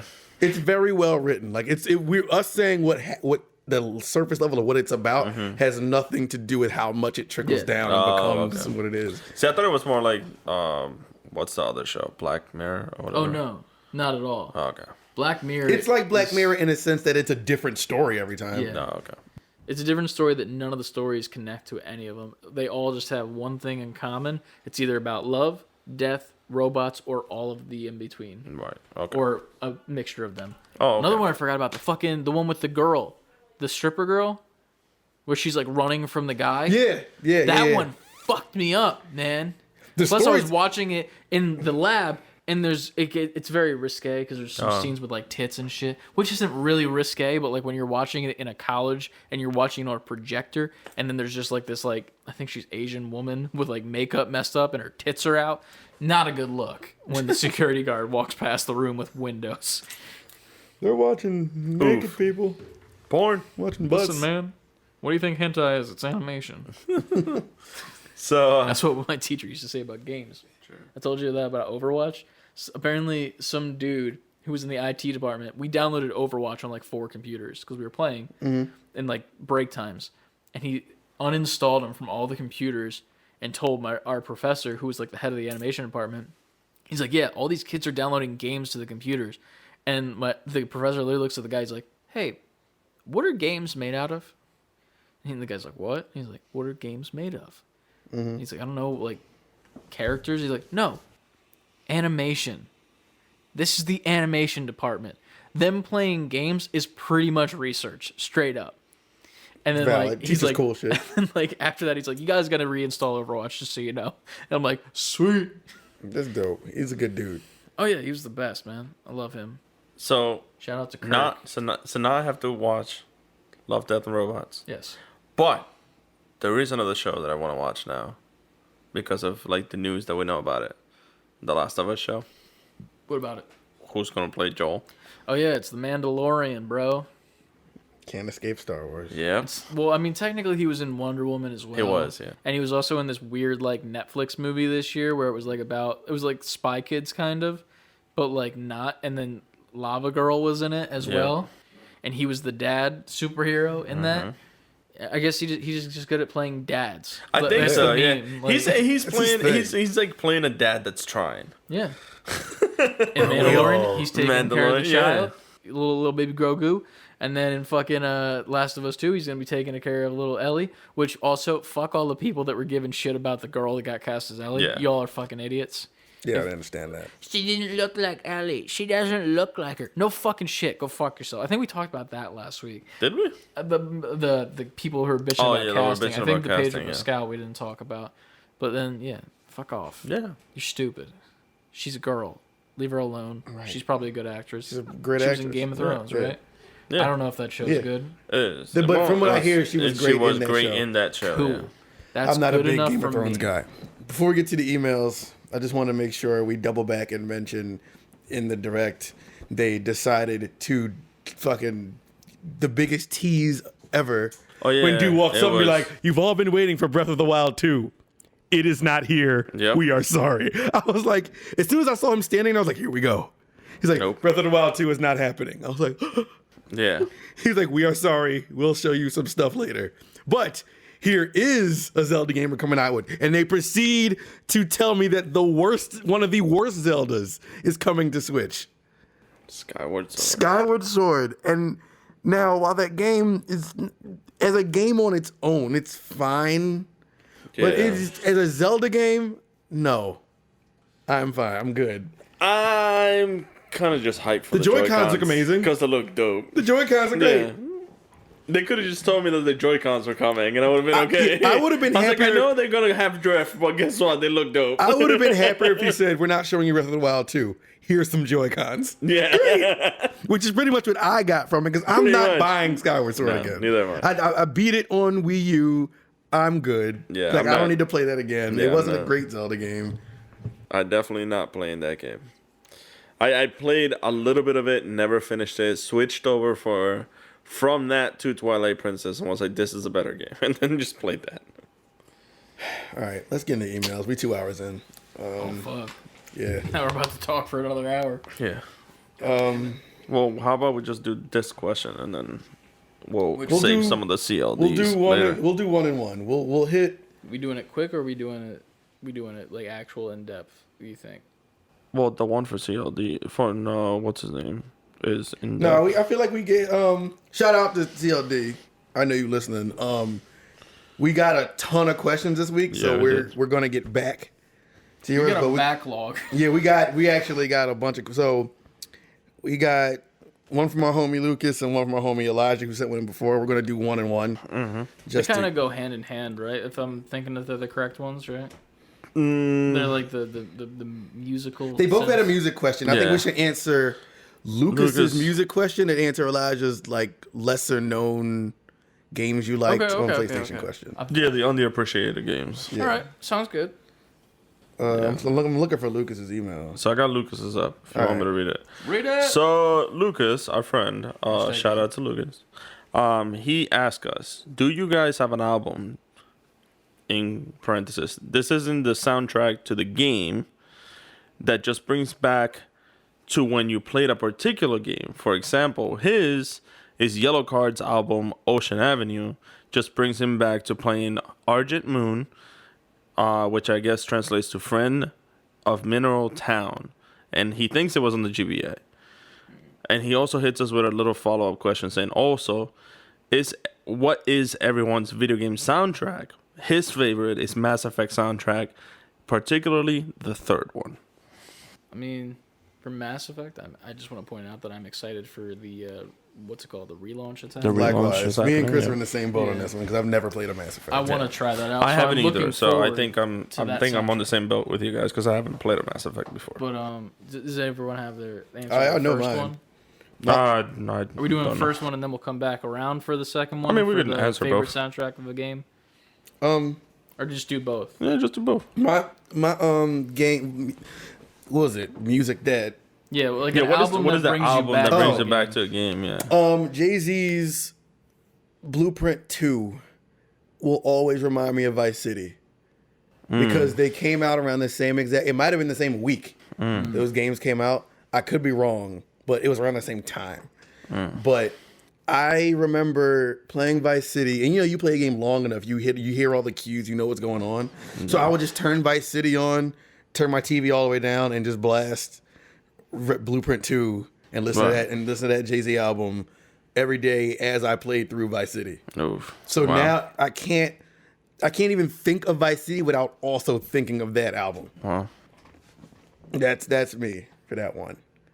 As far as my favorite game soundtrack, that's hard. Elijah asked us a similar question. Yeah. But we figured we can at least give him one. He wanted the top 5, but right now, in the If you had to think of one, boom. I think I have one right now in the as we think about our timing right now.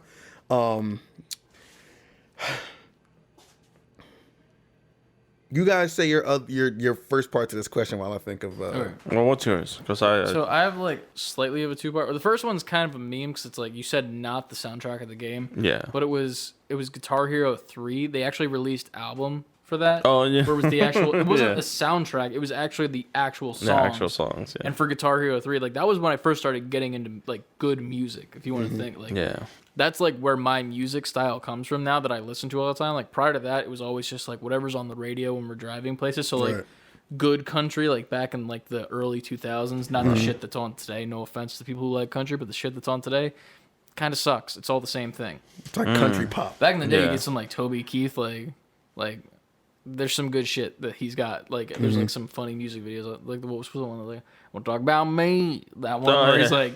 We're all talking about you, girl. I'm gonna talk about me.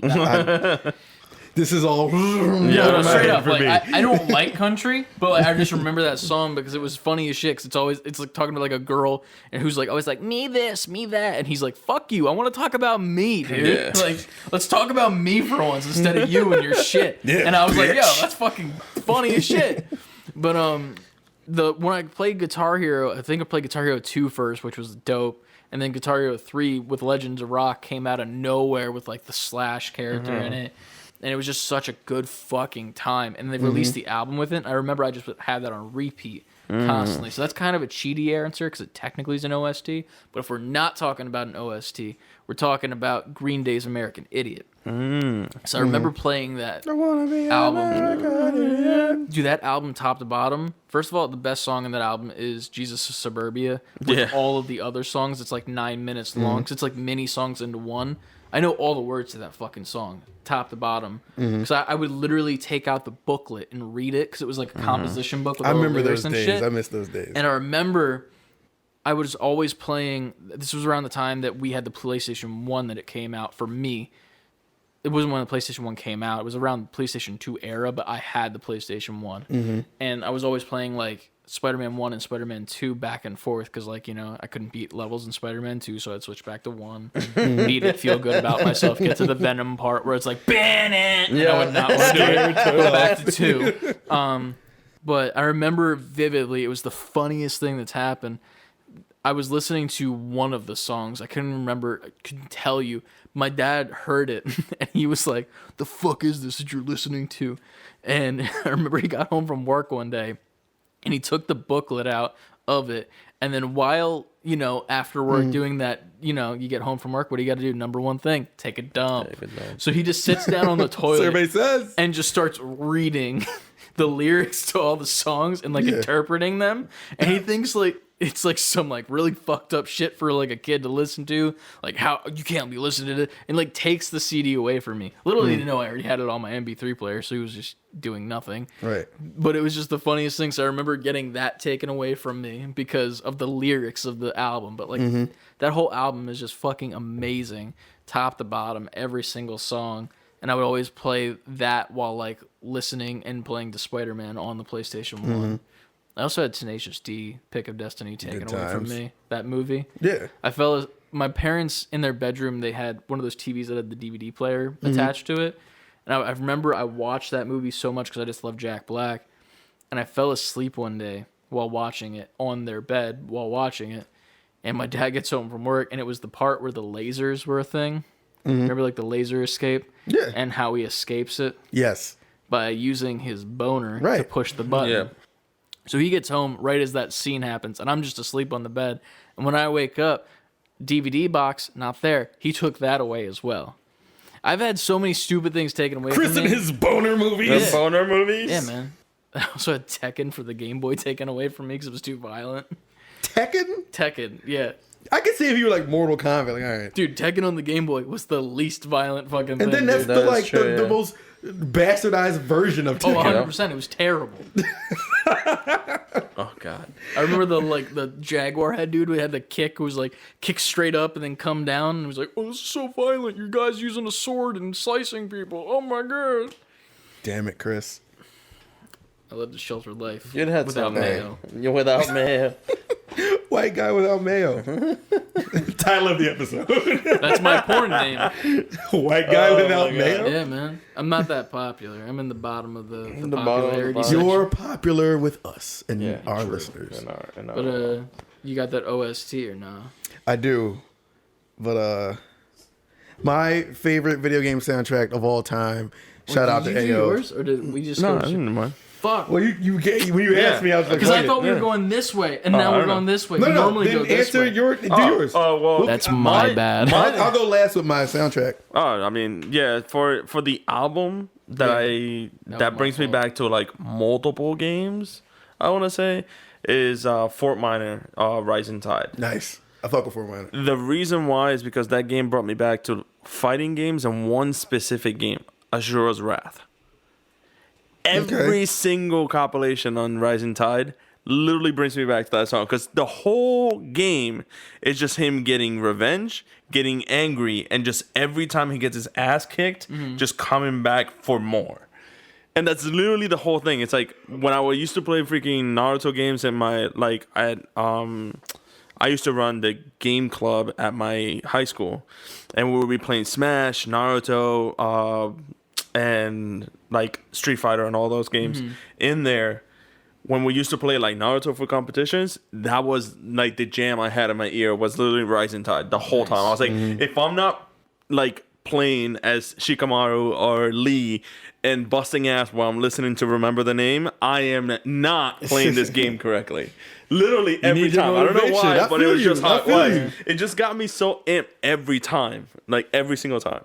So I think that's one of the albums that really brings me back to those like fun moments with all my buds and like, yo, let's bust face, and we're like wrecking on like fucking. First of all, like, you said busting ass, and then now you're saying Yeah. busting face. Busting ass means it's all of farting, it. first of all. It's all of it. Busted face is burping. Listen, I'm from New York. We have different shit, all right? You were just farting and burping. Yeah, that's all it was. Shit, Let's watching. release gas. But I think that's good. my album I of dig choice. that. I dig it. Just because it made me fart and vomit all over. I mean, barp. Burp. Bro, now you're puking. I'm tired.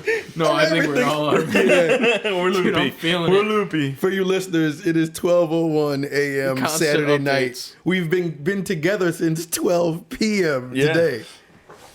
It's been 12 a day. hours of saving hours of- and before quitting. 12 hours of quitting before we save. What? And we've eaten today. We've drank today. We've Everything. We've done it all today. Oh, man. But yeah, what's your OST? Well, what's your favorite gaming soundtrack? Well, my favorite gaming song. Oh, did you answer that? Yes, I say OST, yeah. I answered the album that brings me back to a game. Oh. My favorite gaming soundtrack comes from like a game that y'all don't even know. That's fine. What is it? So Somebody like, knows so, out here. So one game that I mentioned like a few episodes ago was Art Tenolico. Right. That you guys were like, what the hell are you guys even words? There's another series from the same company, NIS America, which again, they're very well known for this Yeah. guy out here in America. I don't. They have a whole nother series called the Atelier Iris series. And every single soundtrack in there slaps because everything is kind of like choir, Yeah. but it's synthesized choir. And there's no real actual language, it's computer language. I dig So that. they took zeros and ones and created a song out of that, and that's what the choir is singing the whole time. All right. So it sounds amazing though. No, it actually has like I different know, words, just which is memeing. cool. But yeah. So So I used to listen to a lot of that whenever I was playing like MOBA games or I wanted to just like chillax and like do some art or whatever. Like if I was playing League of Legends, I would not be listening to the League of Legends music. I'd be like, yeah, Gotcha. let me just drop this OST. So All right. My favorite gaming soundtrack. It took me a minute to think about it because I like certain songs from games. There's even games where I like a lot of the songs, but Right. there's only one soundtrack that I like throughout consistently. Every song is like amazing, Bangers. and that is Streets of Rage 2 Oh, on Sega hell yeah. Genesis They did by have a really- Yuzo Koshiro, which he was a known like composer in the video game industry, especially back then. They even brought him back on board for 4, do a little here and there. But where's my shit at? Is this it? Classic Genesis era. Oh, that sounds It dope. was all like house club music for the time, 90s. Pixels twerking on the screen. Exactly. Yeah. The shit I like. But man, me and Aaron used to play Streets of Rage 2 so fucking much.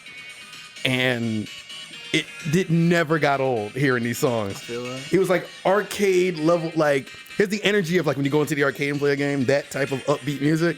But on your pumping out of that Sega Genesis, that old system, it was like this shit. Hold on, I'm looking for the other one.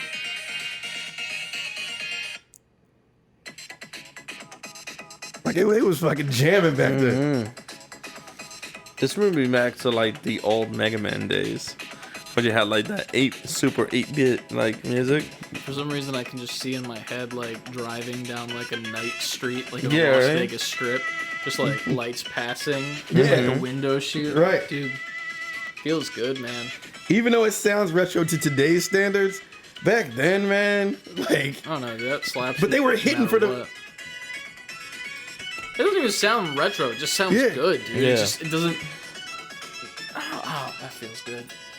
Man, I might need to play Streets of Rage for once in my life. But like, there's other shit. Like, there's like I talked about the title music for Breath of the Wild. I love that fucking theme, that orchestra. I love the first level of Mario Odyssey Oh, is that was good, too. fantastic. That orchestra.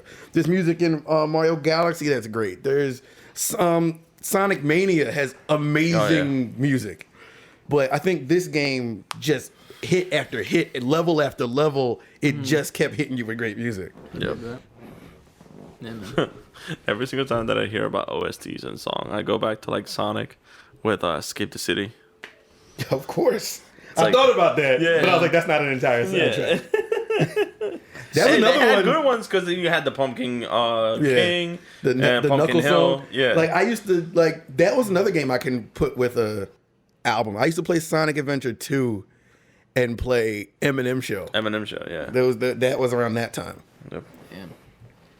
I mean, there's only one true answer that there is. No offense to all your other games. What's up? But I will give an honorable mention to the Pokemon series, just because all of the Pokemon series games have just been fire when it comes to Oh, yeah. music. Like, Music, there are yeah. just tons and tons of good songs. But But the number one answer is Chrono Trigger. And Oh, can't Trigger beat was amazing. Chrono Trigger had great I've even music. played the game of Chrono Trigger. I just love that soundtrack so much. Yeah. But yeah, if you want to play it, I definitely. I'm down to play that game. Yeah. I think I have both Chrono Trigger and Chrono Cross. The only reason I can still play it is I put it on, I hacked the SNES Mini Yeah, and SNES put it Mini, on there. Yeah, I definitely have it there. And I have it on DS. If you have the emulator, I can put it on the PlayStation, lend you that. All right, I dig it. I need There's to play ways it. to play games, trust me. I know there's ways to play games. It's just one of those things where it's like you hear. I forget where I even heard about Chrono Trigger. I think it was from back in the day. There was this YouTube channel called SourceFed, and it was like offshoot of Philip DeFranco, if you know who he is. He does like news and shit. But like, there's a dude on SourceFed. His name is Joe Beretta, and like he always talked about how much he loves Chrono Trigger and how it's the best game of all time. Oh yeah. And I never knew what it was because I was just like, what the fuck is Chrono Trigger? And I remember I looked it up, and I just looked up the soundtrack for some reason. Like I clicked on that instead of gameplay, and I was just in love from there on in. And I've never played the game, never looked into it. You'd fuck with that game. I literally would play that game probably till the day I die. Just You know what's because of the crazy? music. The moment I heard the Chrono Trigger like OST, now that I listen to it, it brings me back to like Legends of the Dragoon's OST. Because they were done like I'm so surprised you close didn't to each pick other. that, man. Legends of the Dragoon had great OST, but there wasn't enough for me to really fall in love with the music. So they made an OST for each individual character, which technically makes a total of 7. But 5 out of the 7 were fan made. and that were put into the game on the greatest hit variation of the actual game release. So it technically wasn't. But the it OST wasn't in then. the actual OST. Yeah. So when the OST was created, there was only 2 songs in the whole game, and then 1 constant loop OST of the theme. That's sad. Yeah, which was very sad because, again, the game was very, very good, and the music at the time was very good because Chrono Trigger and Chrono Cross, like, that style of music continued to pave the way. Because, like, you have songs like this. My bad.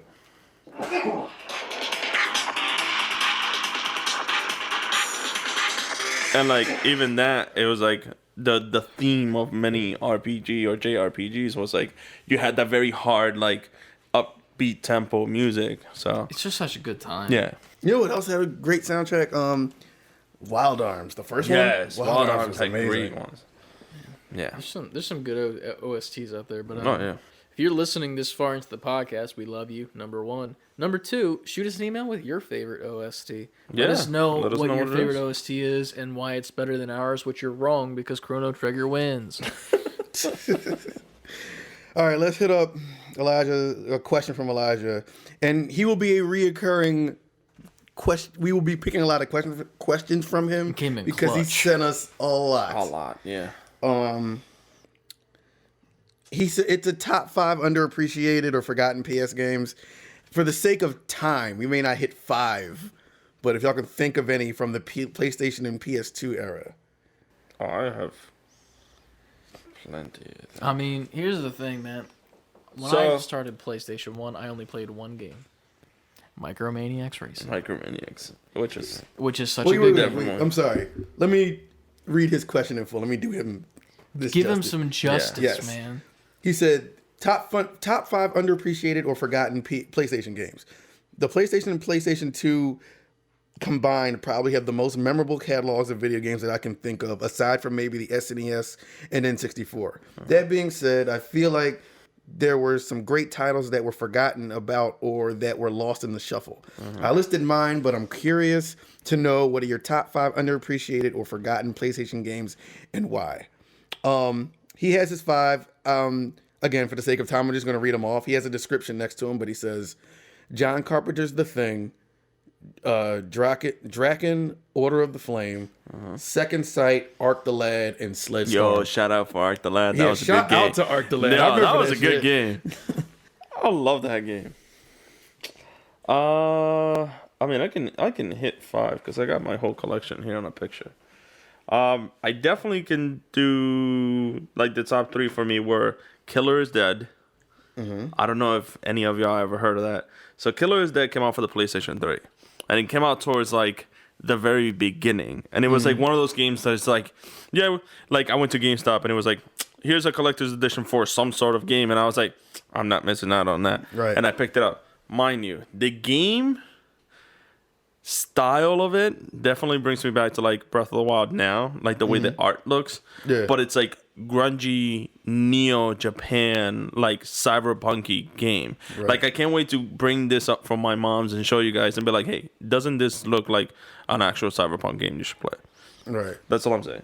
But another one was Grandia, Grandia was dope. which was great. And then the third game that I really, really enjoyed was Rada Yada Stories. Okay. Rada Yada Stories was very underappreciated. It came out like in the midst of like so many AAA games that came out at the time that it was just like, it's out, and then just yeeted somewhere out. Right. And it was a short game, very fun. It had a lot of replayability because the story always ended differently depending on your choices and all that stuff. And I just really enjoy those games. Like they were very underappreciated for the time. Nice. And they were mostly Rada Yada's was PS2, Killer is Dead was PS3, and Grandia 3 was PS2. So, yeah. Those are my like top 3, pretty Want much. to go or want me to go first? I only have 3. Okay. So Micromaniacs, obviously, I Yeah. talked about it a lot. Oh, yeah. Just a simple like top-down racing game where you're running as different characters and stuff. If you haven't heard of Micromaniacs Racing, just go check out the intro of the game. Like, just look that up. The animation style and the music to it and the character design, 10 out of 10. Gameplay, it looks a little weird when you're... I mean, it's a PlayStation, I think it's 1 game. PlayStation 1, yeah. So, like... Definitely PS1. It's definitely it looks a lot worse than what our standards are today. But just the replayability of like doing all these races, playing with your friends. Like me and my brother just played that game constantly because of how much fun it was, and like just killing each other constantly, like just killing each other constantly and like pissing each other off and like being like, okay, don't do that to me this time. I want to win. And then be like, well, no, I just took your head off or something like that. Just good times there. And then the other two are both wrestling games. So one of them was TNA Wrestling. TNA is like this other promotion that is now Impact, which is funny because the game is called TNA Impact. It's now just Impact Wrestling. Yeah. But that game I think was the first wrestling game I ever got, and it was just so cool to me because back in the day on TNA, their ring wasn't just a normal square; it was like an actual like octagon. So the ropes went all the way around the octagon, and that's how you would play the game, like in that ring. And it was so cool to me that you could like go in like 6 different like it was an octagon. I think it was a 6 actually. Now that I think about it, math isn't my strong suit, as we've figured out from previous episodes. But yeah, you could go on like so many different turnbuckles, do different moves and stuff. And then there were characters in there that like you would recognize, like Kurt Angle was in it because he left WWE, or it might have been F at the time, WWF, to go to TNA and like have some time there. And like there were so many cool. There was like a character called Shark Boy that I always play. Turns out he's like this like overweight like smoker of a wrestler that just dresses like with a mask and shit. And I would always play as this character Suicide, who was one of my favorite ones. Yeah. Which apparently he originated from the video game. Like the character of Suicide came from the game, and then he became a real life wrestler. Yeah, real wrestler. That's dope. So like. And it was funny because they had to change his name from Suicide to Manic because Suicide was a bad word. But now he's back to Suicide, and his costume looks even cooler now, like present day. But whatever, that's a side thing. And then another one was a WWE game, but I can't remember which one it was because I think it was one of the like the lesser. PlayStation 1? It was PlayStation 2, I think. But it was one of the ones where like the WrestleMania ones? No, it was like SmackDown versus Raw, and I just don't remember what year it was. That's the thing. Because like I remember playing it, and I forget who it was. I had a buddy back in the day that, like in that like time frame, and he always used to say like that's the shit one. That's the shit one. And I was playing this game. I was like, having the best time of my life, dude. I was doing like some fucking like off the top rope shit. I was winning matches. I was having a great fucking time. Mimo was like, "Oh, you gotta get this. You gotta get this." And I'm like, "Bro, this." I think it might have been like 2007. Now that I think about it, SmackDown versus Raw 2007, but. Either way, man, the wrestling games were just so fun to me as a kid. Back then, because they weren't like pigeonholed into having like being a part of one series like 2K now. Like I remember back then, because even if you didn't, I wasn't even into wrestling, but I played wrestling games with my friends who liked wrestling games. Like and they were fun. Yeah, like I remember playing like what was it, WrestleMania something I think it was, and it was like one of the popular ones for the PS2, and like I used to play it constantly with my cousins. And like I just at the whim, it was like one of those games that was like, hey, $1.99 bin, and I was like, all right, I got $2, right? And then I would just play it, and it was actually fun. But I think it was 2007. Now that I look it up more, yeah, because I would always play Jeff Hardy because like he was my dude. Like Jeff Hardy was like my favorite wrestler at the time. I met him at a card and collectible shop, like. When I was a kid, and it was funny because I got him to sign my Yamaha guitar, because I was like, oh yeah, Jeff Hardy does music, because he did at the time, and I was like, yeah, let me get him to sign my acoustic Yamaha First Act guitar, because that'll be cool. I still have it. It hangs in the back of my fucking stream, right? And it was funny as shit because he was there with this guy. His name was Shannon Moore, I think, and at the time I was still, I guess, newer into wrestling, so I didn't know who this Shannon Moore was. So, like, I'm like, hey, Jeff, can you sign my guitar? And he, like, does, like, this, like, fancy-ass signature and, like, draws on the guitar because he's, like, an artsy dude. And then, like, I just walk past the Shannon Moore guy, and he just looks pissed off. And I'm like, can you sign too, I guess? I guess. Because, like, I didn't want him to feel bad. Because I was like, I don't know who you are, but, like... And then my mom was like, oh, how'd you have him sign too? I'm like, I don't know who he is. I don't know who this man is. Whose man is this? But yeah, there's a funny picture of like me, my brother, and my mom with Jeff Hardy. And this was at the time where he was like hella into drugs, and he just got fired by WWE for like the second time, I think. So it's just me with like my mop top, like finger gun, and then like him like high as a fucking kite, like, and my mom in the background with my brother, and we're just like, yep, this is the thing we came to do. Right? A wholesome family picture right there. Yeah, man. Oh, jeez. It's in like fucking like the worst quality too, because it was taken on like a flip phone. Hey, man, for the time, that was everything. Everything. Yeah, man. Wrestling games, man, they're underrated. People need to. Especially for that time. Oh yeah. I guess mine, I just sat here and really thought about them all.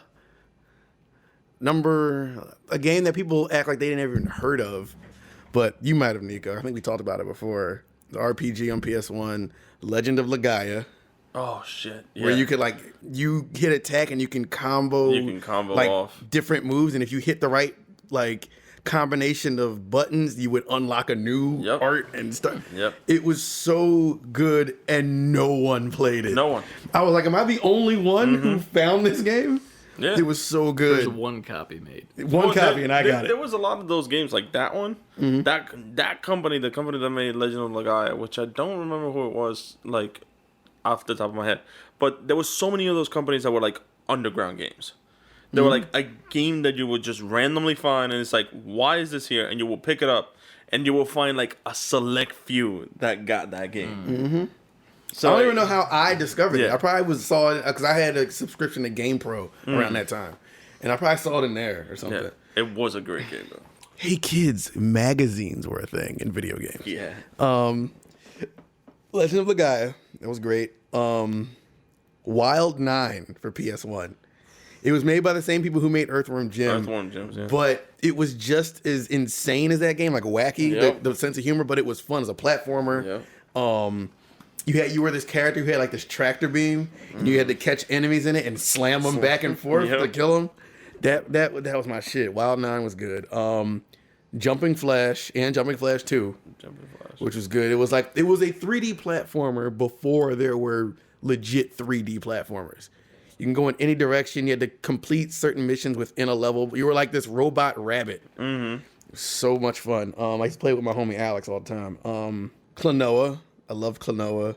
You were like this rabbit cat girl. It was a platformer. And the ending was all super sad, but it was a fun game. You used like enemies to like do a double jump, and that was good.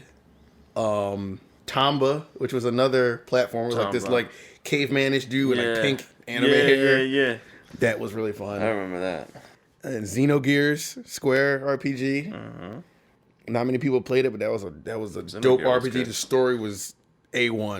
I don't know how many that was, That's a lot. That was 5, yeah, I think. but it was a lot. It was games that like no one was talking about, but I loved those games. What was the one game? I'm trying to figure out the name because I kind of want to put that in my list now.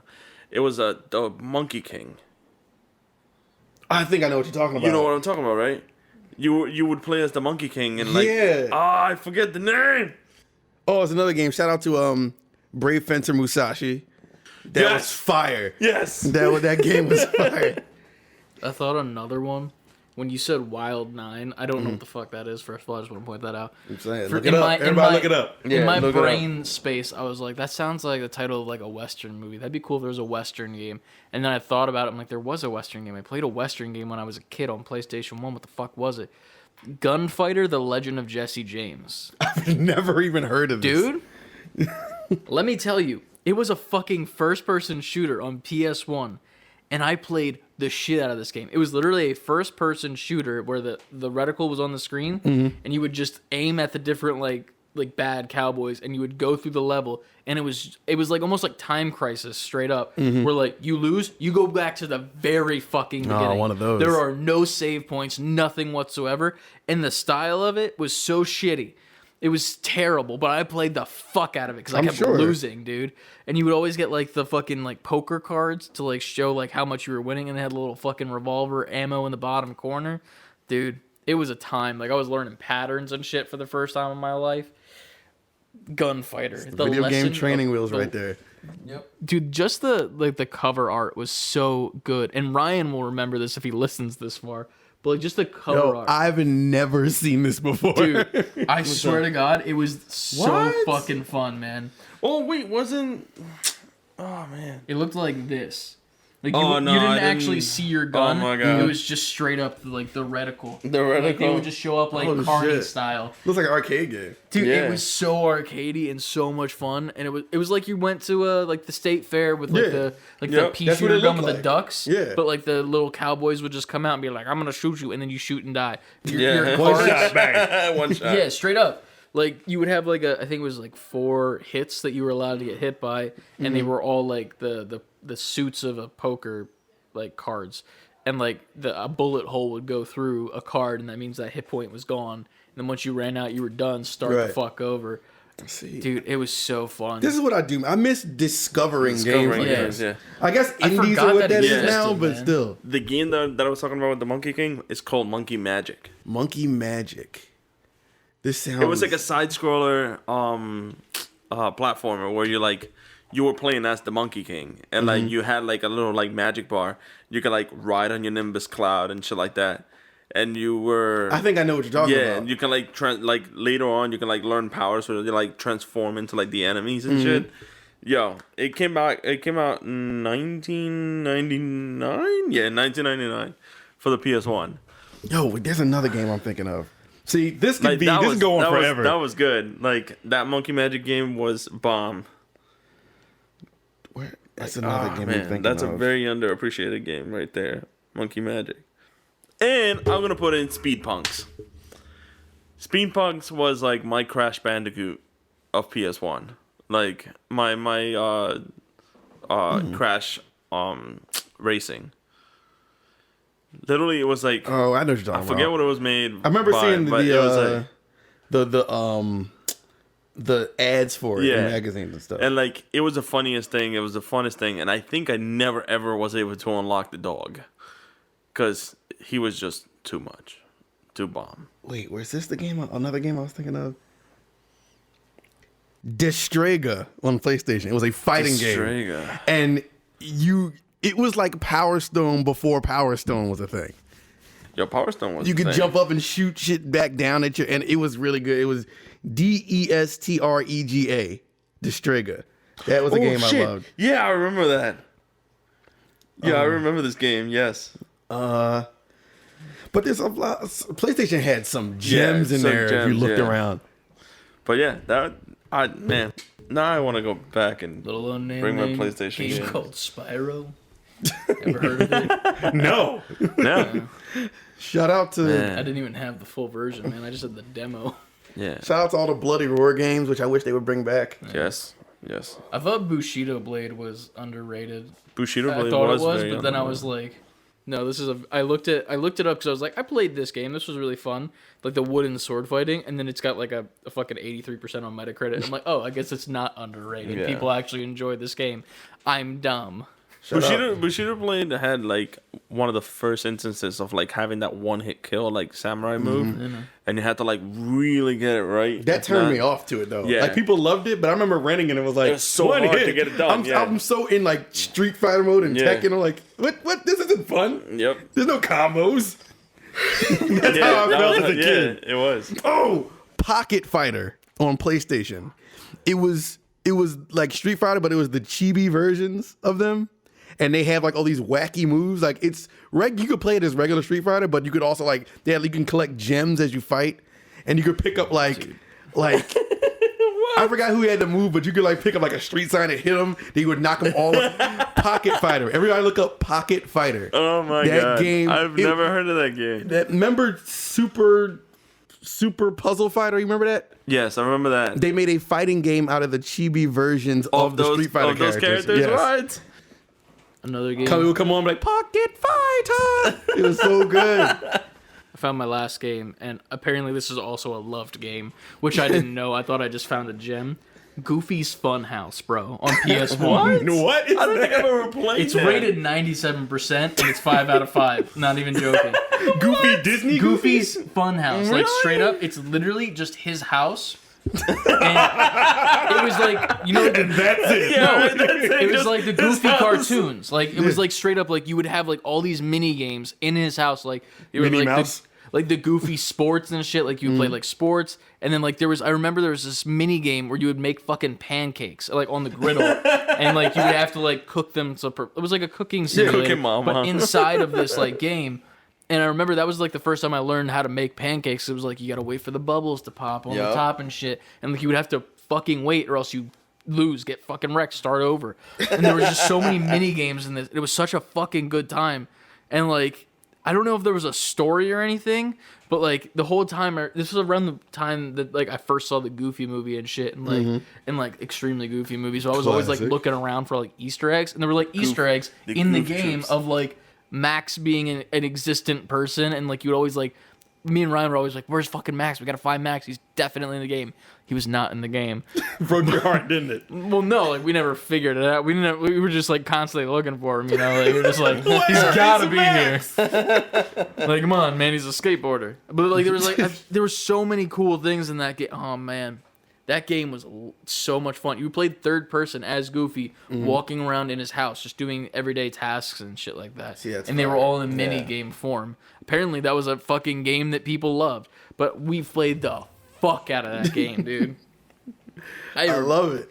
Dude, that just gave me a brain blast. Like, I just went full-on Jimmy Neutron in my ear canal. Got a blast. Saw all the brain cells popping off at once in the smooth brain that I have. And then Goofy's Funhouse came out. Oh. Goddamn, nah. We're going down memory lane now. Yeah, dude, I'm looking at this whole list and like There's so many. So many games that were appreciated. Like, so shout out to there was so Tenchu many. Stealth Assassins. Shout out to Nightmare Creatures. It was so many games on PlayStation. Dude, freaking what was it? Parasite Eve. Mm-hmm. Freaking Dino Crisis. Parasite Eve. Legacy of Kain. Yeah. That was freaking outrageous. What other games were good here? Suikoden was good too. Star Ocean, dude. Oh my god. Dino Crisis was good. Yeah. Listen, so many games. We could be here. Dude, we can be like we're Ball. at 2 hours and 40 minutes. Dragon Ball Z Ultimate Battle 22.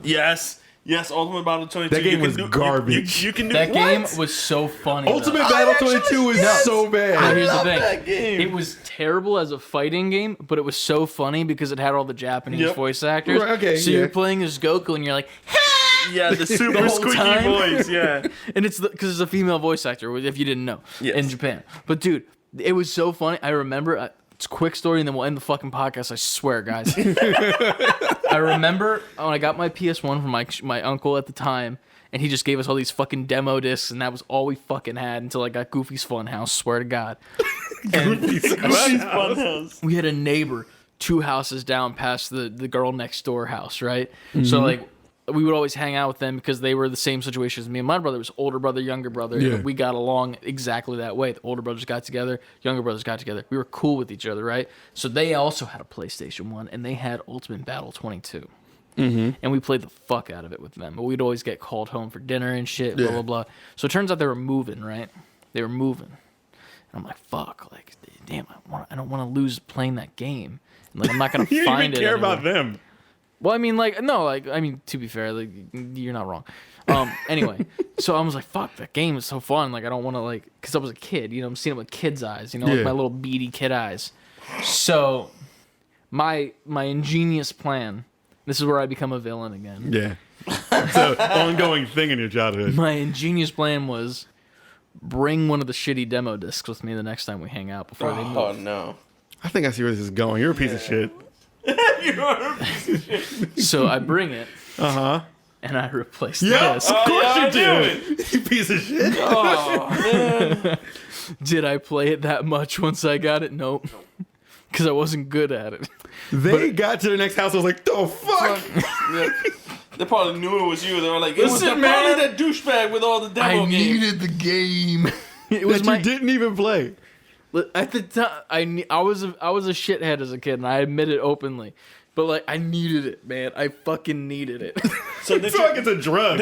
I did Put it in my veins. You know It was there at the time that they came out. There was this shitty fucking Game Boy Advance. No, it was Nintendo DS. I Nintendo think. DS. No, it was Game Boy of Dragon Ball Z, and it was Legacy the of Goku? Yeah. No, That shit was those are garbage. great.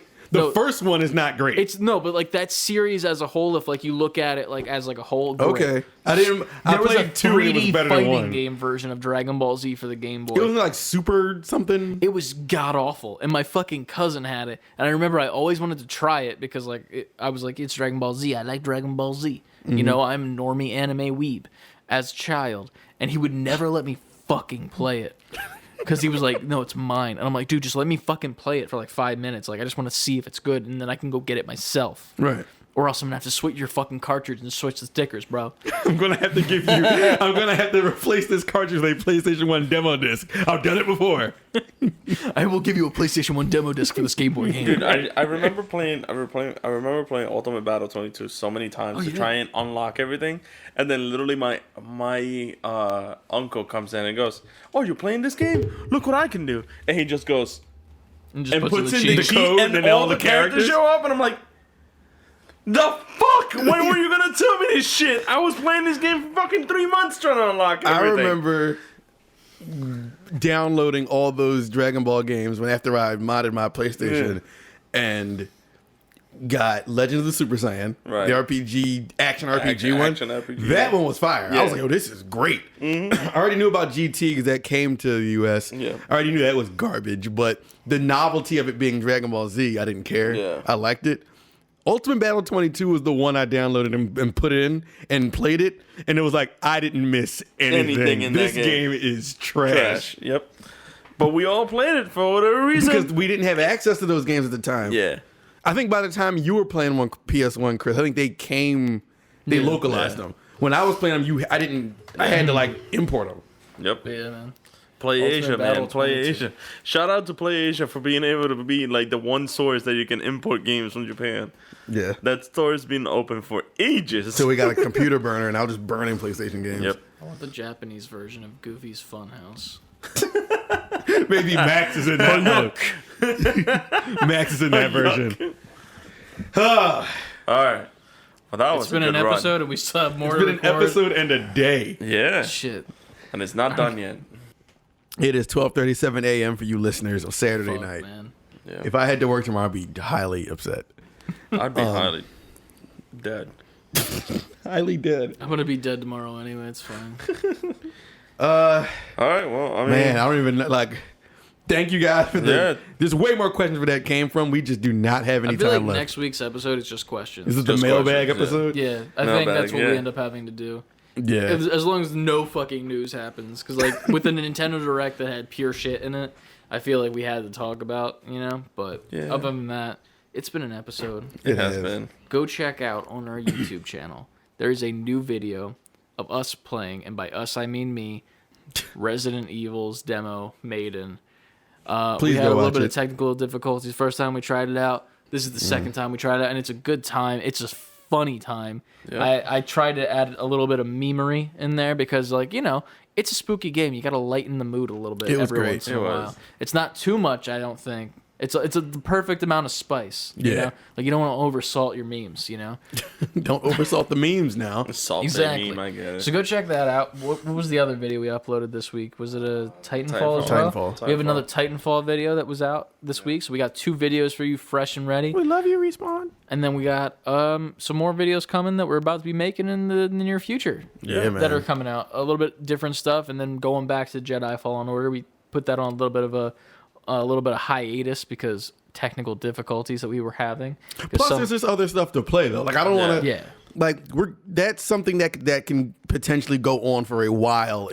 In YouTube videos. Yeah. So we want to, you know, we're trying to spice it up for you too. Give you other games to look at. Yeah. We don't want to just start like Jedi Fallen Order you to death. Yes. I want to give a shout out to my boy over on Twitch who got me killed in Assassin's Creed Valhalla a while ago. He's been watching the Star Wars videos, and he said that actually got him to buy the game. He played that's through it cool. already, and he's already beaten it. So we need to pick up the slack and get this game done. Yeah, if We not, will. he's gonna do the Let's Play for us. We will, but in the meantime, we will inspire you with other games. Yeah. We had the guy, the Titanfall, who liked our Titanfall, yeah, Titanfall video. Yeah, somebody shouted out our video on his channel where he posts like other stuff. So shout out to him as well if you're listening. If you've gotten this far into the podcast, you truly have earned the title of NGP. You are a nerdy gamer person, And we love you. In the future, we will have something for you guys in which you all can convene in one spot together and talk about the show. Talk about how much we have beef together and Arby's.